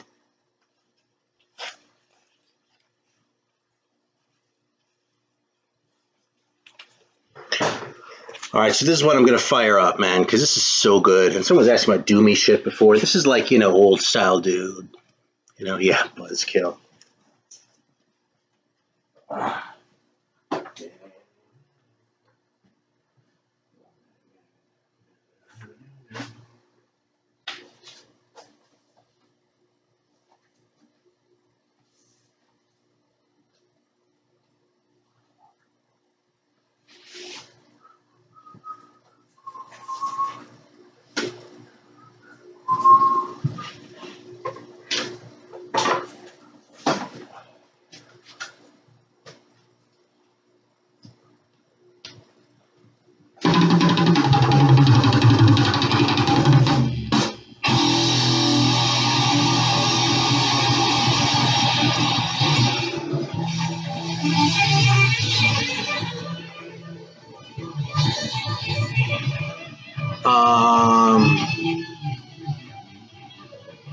Darkstar, the new wave of British heavy metal band, Darkstar.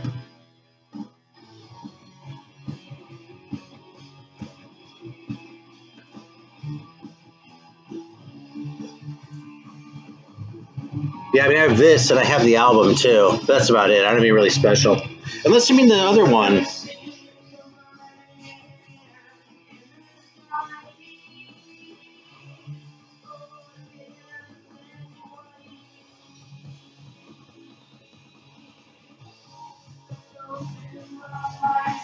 This one. Is that what you're talking about?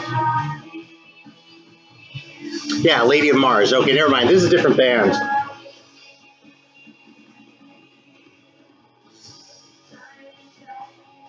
Dust is good, man.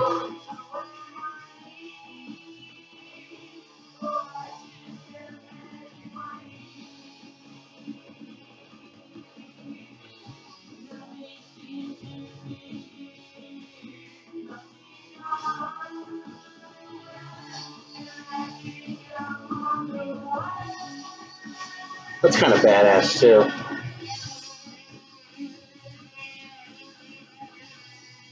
Yeah, those are over there in the rock section, the Dust records, so I can't pull them out right now.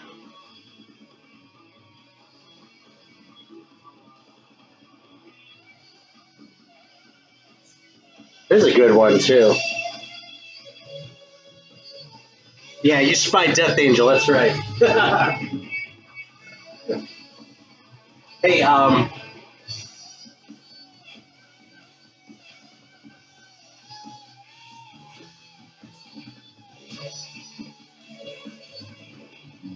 here's another one for John. I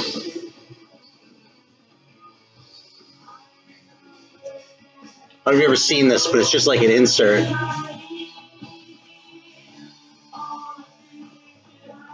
That Dead Serious record is great.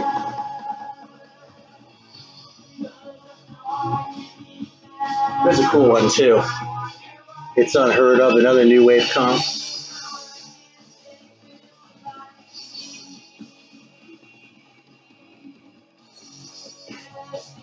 You know, I have a Dead Serious 45, too, that I don't think I've ever shown before. It's right here, too.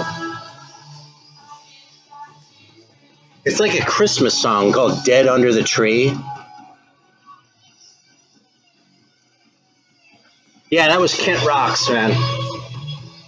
That was a holy grail for me for a long time, too.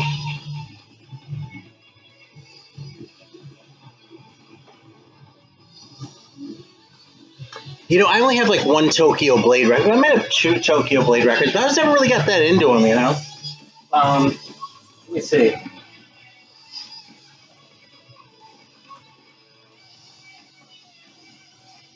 Yeah, this one.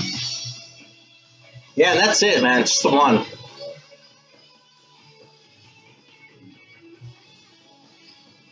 They just never really ripped my face off Tokyo Blade, you know? Oh, dude, that's awesome that you found It's Unheard Of. I lucked into that copy, man. No shit. It's cool that you tracked it down because that is not easy to find, that one.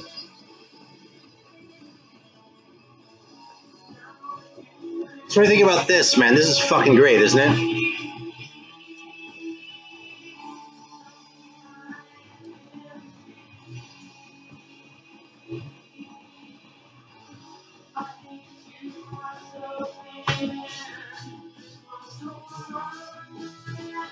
No. Farao? That looks like Portuguese, so I don't know.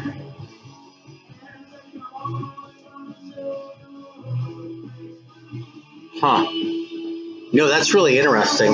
You know, speaking of 45s, you know what I'm kind of on a hunt for a little bit is the Ainsley Dunbar Retaliation 45 of Warning. Because I have a couple of those records, the Ainsley Dunbar Retaliation LPs, but I think that was just a single, that song, you know, so. Oh, okay, Hungarian. I thought the name sounded Portuguese, but what the hell do I know? I don't know anything about Hungarian, man. So that's a weird-ass language.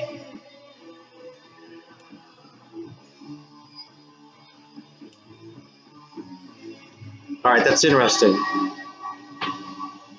All right.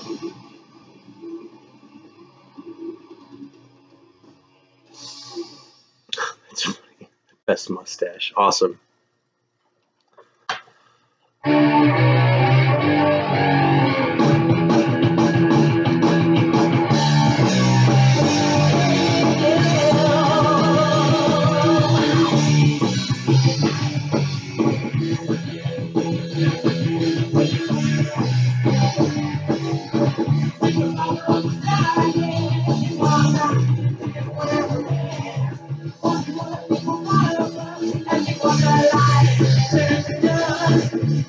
Liquid Earth. Liquid Mirror I have. Warning, are you talking about the French band? I have those records. Those aren't all that hard to find. Those are cool though, man. I like the French Warning. Oh, Warning. No, I was just talking about it. I forgot. Yeah, the 45, man. It's the song that Black Sabbath did on their first record. That's why. It was like, they didn't even give credit for it, but it was a cover. And it's awesome. I don't have that Black Ice record.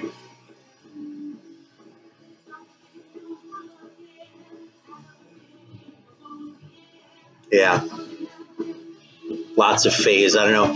I should probably hang it up kind of soon anyway. I mean, I can't believe how long I've been on. It's been almost 2 hours, so. I don't know Electric Eel Shock, but I do know the Electric Eels. The thing's probably too loud. That's the only thing that's changed.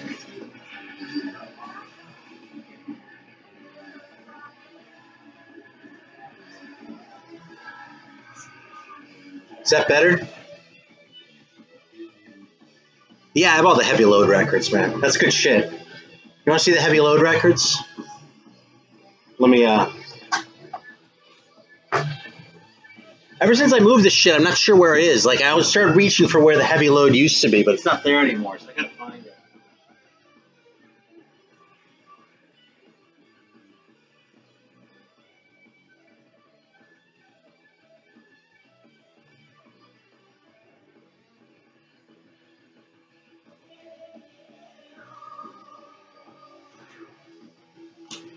All right, man. Yeah, they're in there chronologically, so, is that true on, Who Killed Captain Alex? Because that's nuts, man. Hey, and now the Aragorn. I got that here, too. Hang on.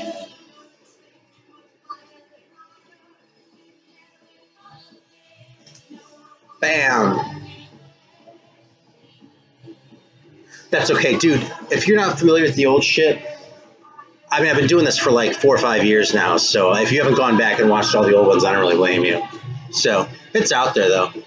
Oh, man, it's a bummer that it's a meme now.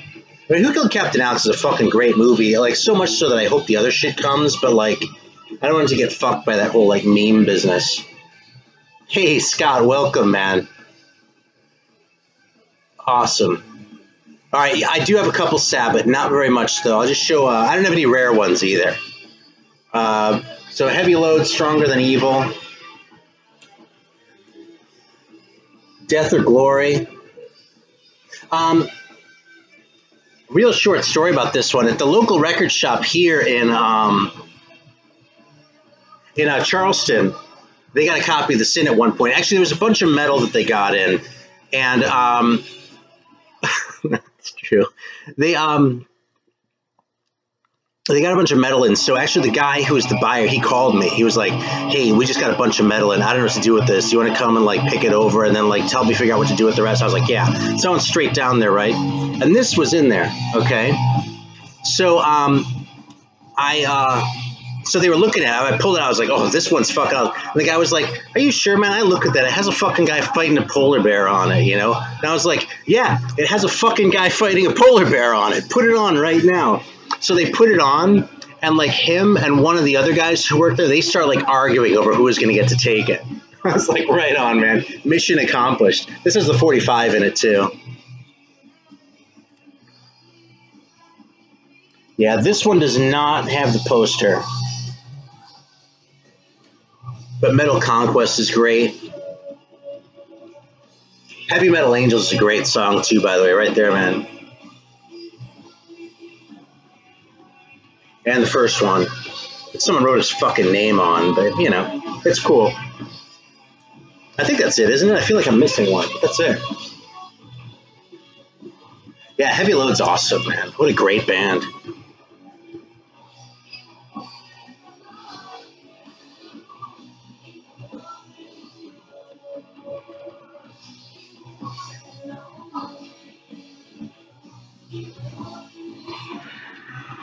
All right. So that's awesome about the Deliverance, though, man. That's something fun to look forward to.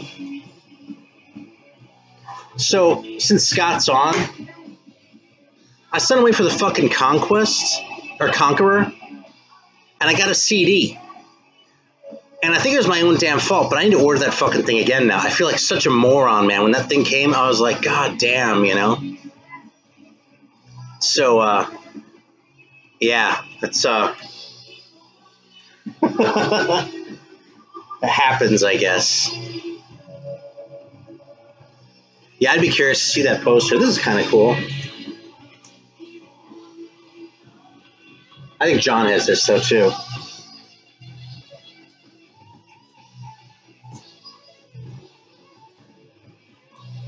Yeah, I'm just kind of looking now. This is kind of a cool one. Well, see that, the UK Slayer, who became Dragon Slayer, then that's the sticker.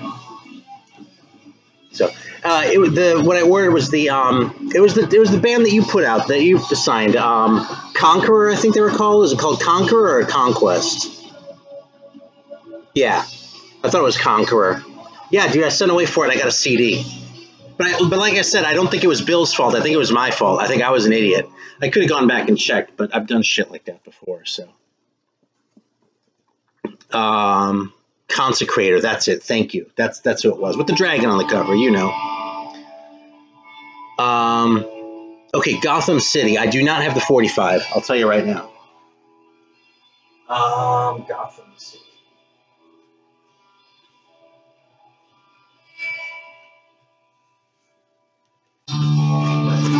Yeah, The Unknown, which is probably the better one, but I kind of like this one more anyway.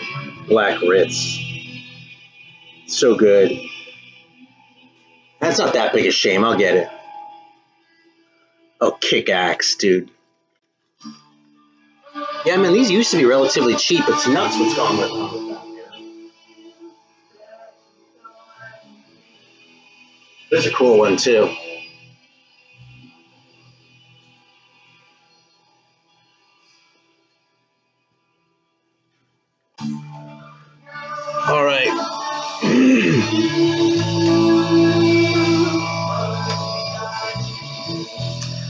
so Kick-Axe, man. All right, I have Vices, which I got like a year and a half ago, maybe 2 years ago now. I was not sold on that record. It's just too fucking corny for my taste, man. I mean, maybe someday I'll pull it out and go, oh, man, what was I thinking? This is great. I mean, I just listened to that Foghat record earlier and I was all over it, right? But, yeah. Oh, yeah, here's the... I mean, this is a reissue. This is the one that just came out on Grey Haze, which is where I've been getting most of my Brazilian shit. Yeah, but there it is.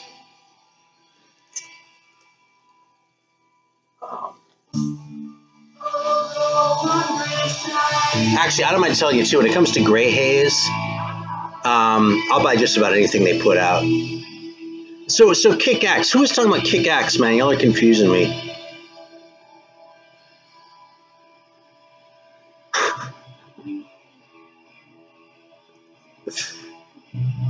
Legend from the Fjord.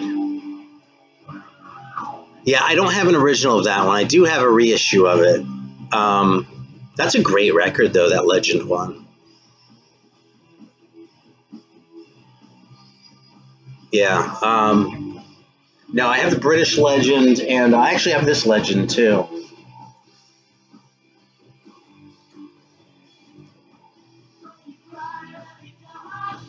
Yeah, but I don't have an original from the Fjords. I kind of wish I'd gotten one when, well, never mind.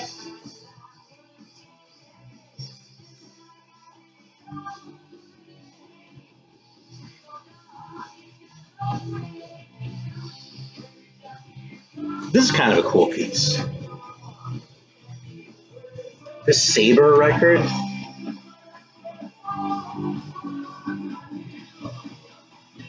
I don't think a lot of people have this. I think this had a sleeve at one point, but this is something that I just got for nothing. It was like cut out at some shop in Cleveland, and I got it and forgot about it. And then years later, when I got more into metal again, I was like, oh God, this is great, man. It's a really cool record, you know? And this is cool. I wouldn't be surprised if John had this, but this is an original Kiss of Death single. Yeah. It's the Saber. I think they're from Cleveland. And I think all they did was this 145.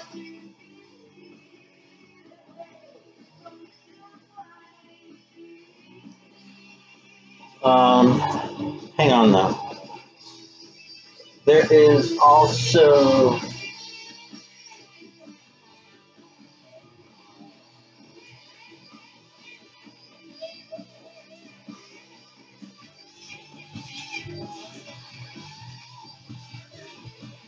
I got this one though too. Here's a pretty cool record. It's a little bit more Van Halen-ish than I expected it to sound like when I got it. But I really enjoy this record, so.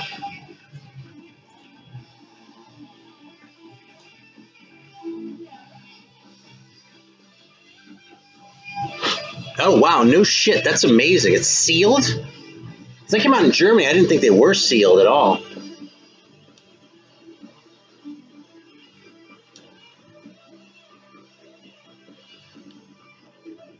Dude, you should make videos. If you have shit like that Saber record, you should make videos anyway, man. You've only been fucking... I mean, you've been in the fucking vinyl community longer than I have. So, yeah.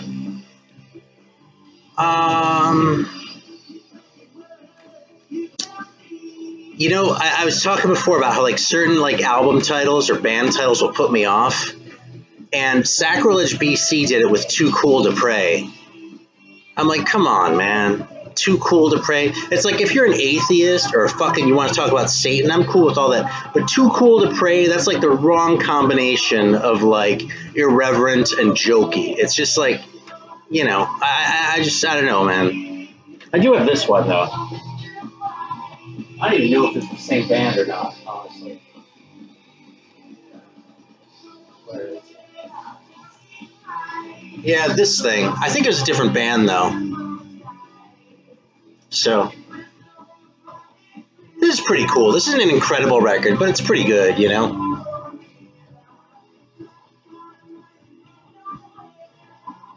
Alright. Oh, this one's cool, too.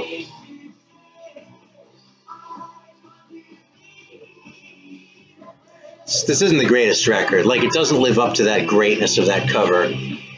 But, yeah.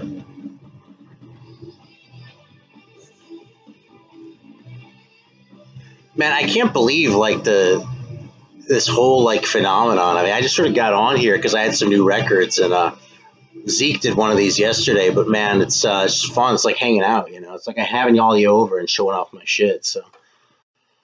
I don't know. It's been 2 hours, though. You're not getting tired here?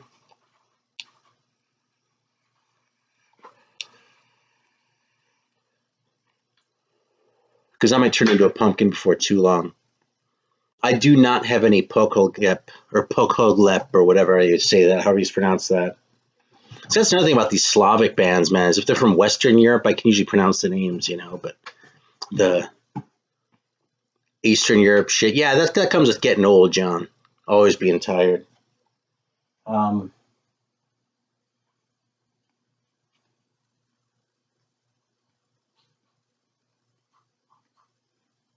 Yeah, I don't know. What should I pull out here? Any requests? What do you want to hear? What should I throw on?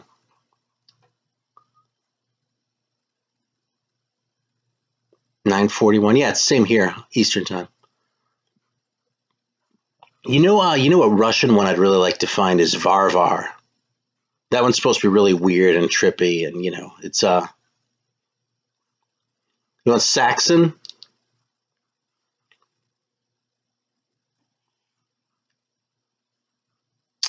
$11.11 in Newfoundland. Newfoundland is further east than I realized. If that's right. How about that? Usually I think I have a pretty reasonable handle on my geography, but all right, Saxon, let's do it.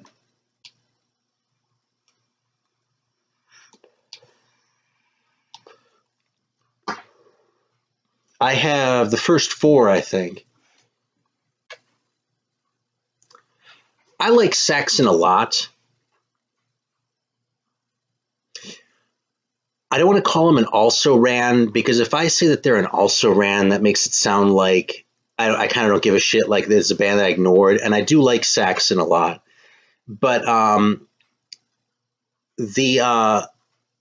but they never grab me like, you know, like an Iron Maiden did, or like you know, Witchfind, or some of those other bands. So I do like Saxon. Like them and Samson are kind of in the same boat for me. I like both bands, like genuinely, and I'll pull them out and listen to them. But neither one is one of my all-time favorites. So like, yeah, John likes them more than I do.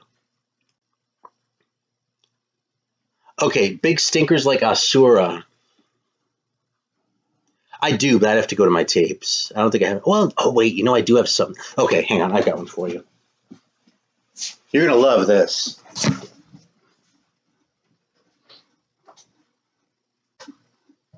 Oh, I went the wrong way because I moved all my records around. Hang on. All right, I'm going to put this one, then we're going to call it a night. Because I'm not going to be able to one-up this one.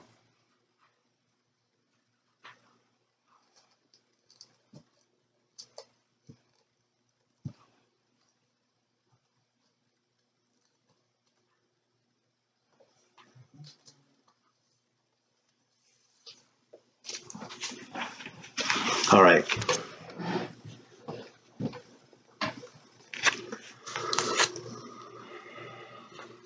Holy Gospel Hymns 2. All right, and I have this filed in punk because this is one of the most badass records that, like, I've ever come across. First of all, note that it's Catholic. Okay, it has all these popes on it and shit, and like all this Catholic iconography. And usually when you see like these sorts of records that are kind of where they're a little bit off their rocker, it's Protestants, you know. But the Catholics, man. Okay, so this is Dr. H. Casillary. It's from 1981. His name's real small right there, okay? And it's Holy Gospel Hymns, and it's like him with a harp, but he sounds like he's like 100 years old. And wait till you hear these vocals, because I'll tell you something, there's a reason I have this filed in punk. This is absolutely incredible. And I haven't played this in a while, but I have played it a lot.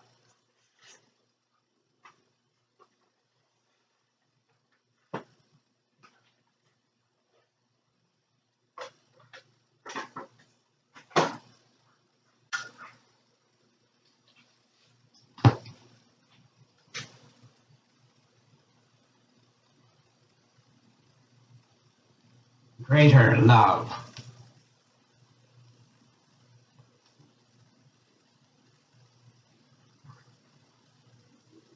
Of God in God's love, Jesus, Jesus, greater love than this, no one has. Can you hear this? Kind of, actually, off part one. I've never seen it. And I couldn't even find this on Discogs and shit, you know. Can you hear this, though?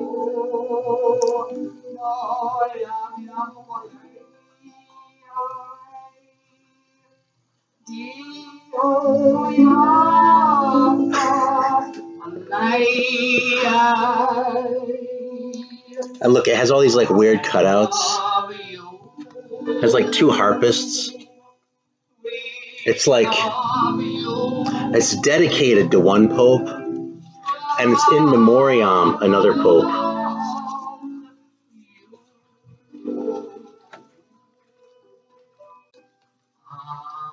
Yeah, it's San Jose, man. There's some little like local private press. A friend of mine actually found this, and I loved it so much he let me have it.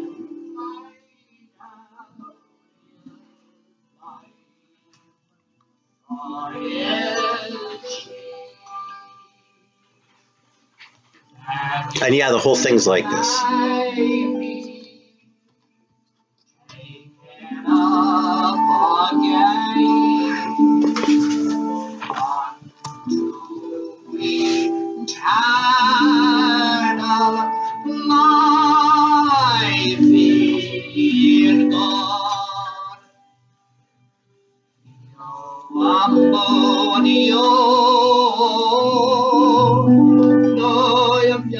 I'm getting cracked by a nun. It doesn't sound like there are any overdubs, does it? That's a classic, dude. I love this record. I love God. I don't have a copy of To Hell with the Devil. Tyranny is good. I'll back you on Tyranny.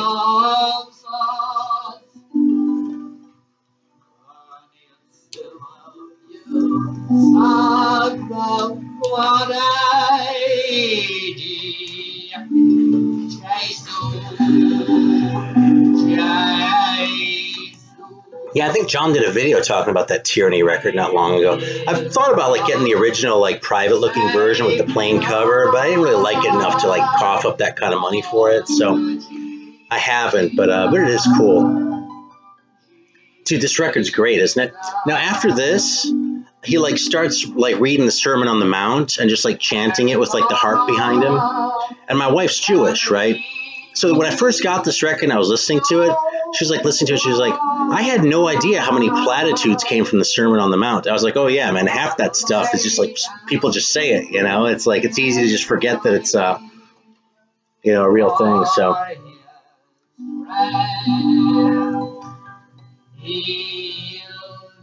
Oh, thanks for checking on that, Scott. I appreciate that. I'll reach out to him, in fact, as soon as we're done here, which I think is going to be in a minute, because I'm kind of turning into a pumpkin here.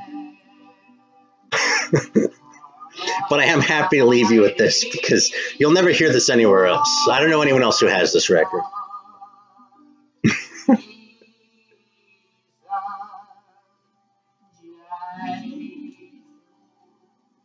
Like his Latin's really bad.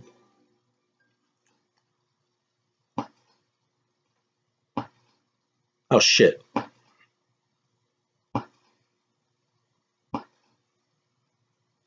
The first Lucifer's Friend is awesome. I know something. There must be a piece of shit on here.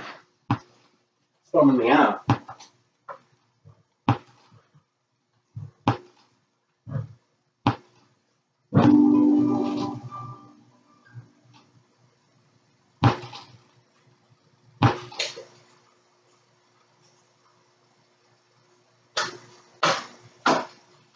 to give light to all in the house, even so You'll have to that your clean light this. shine before men, Yeah. in order that they may see your good works and give glory to your Father in heaven.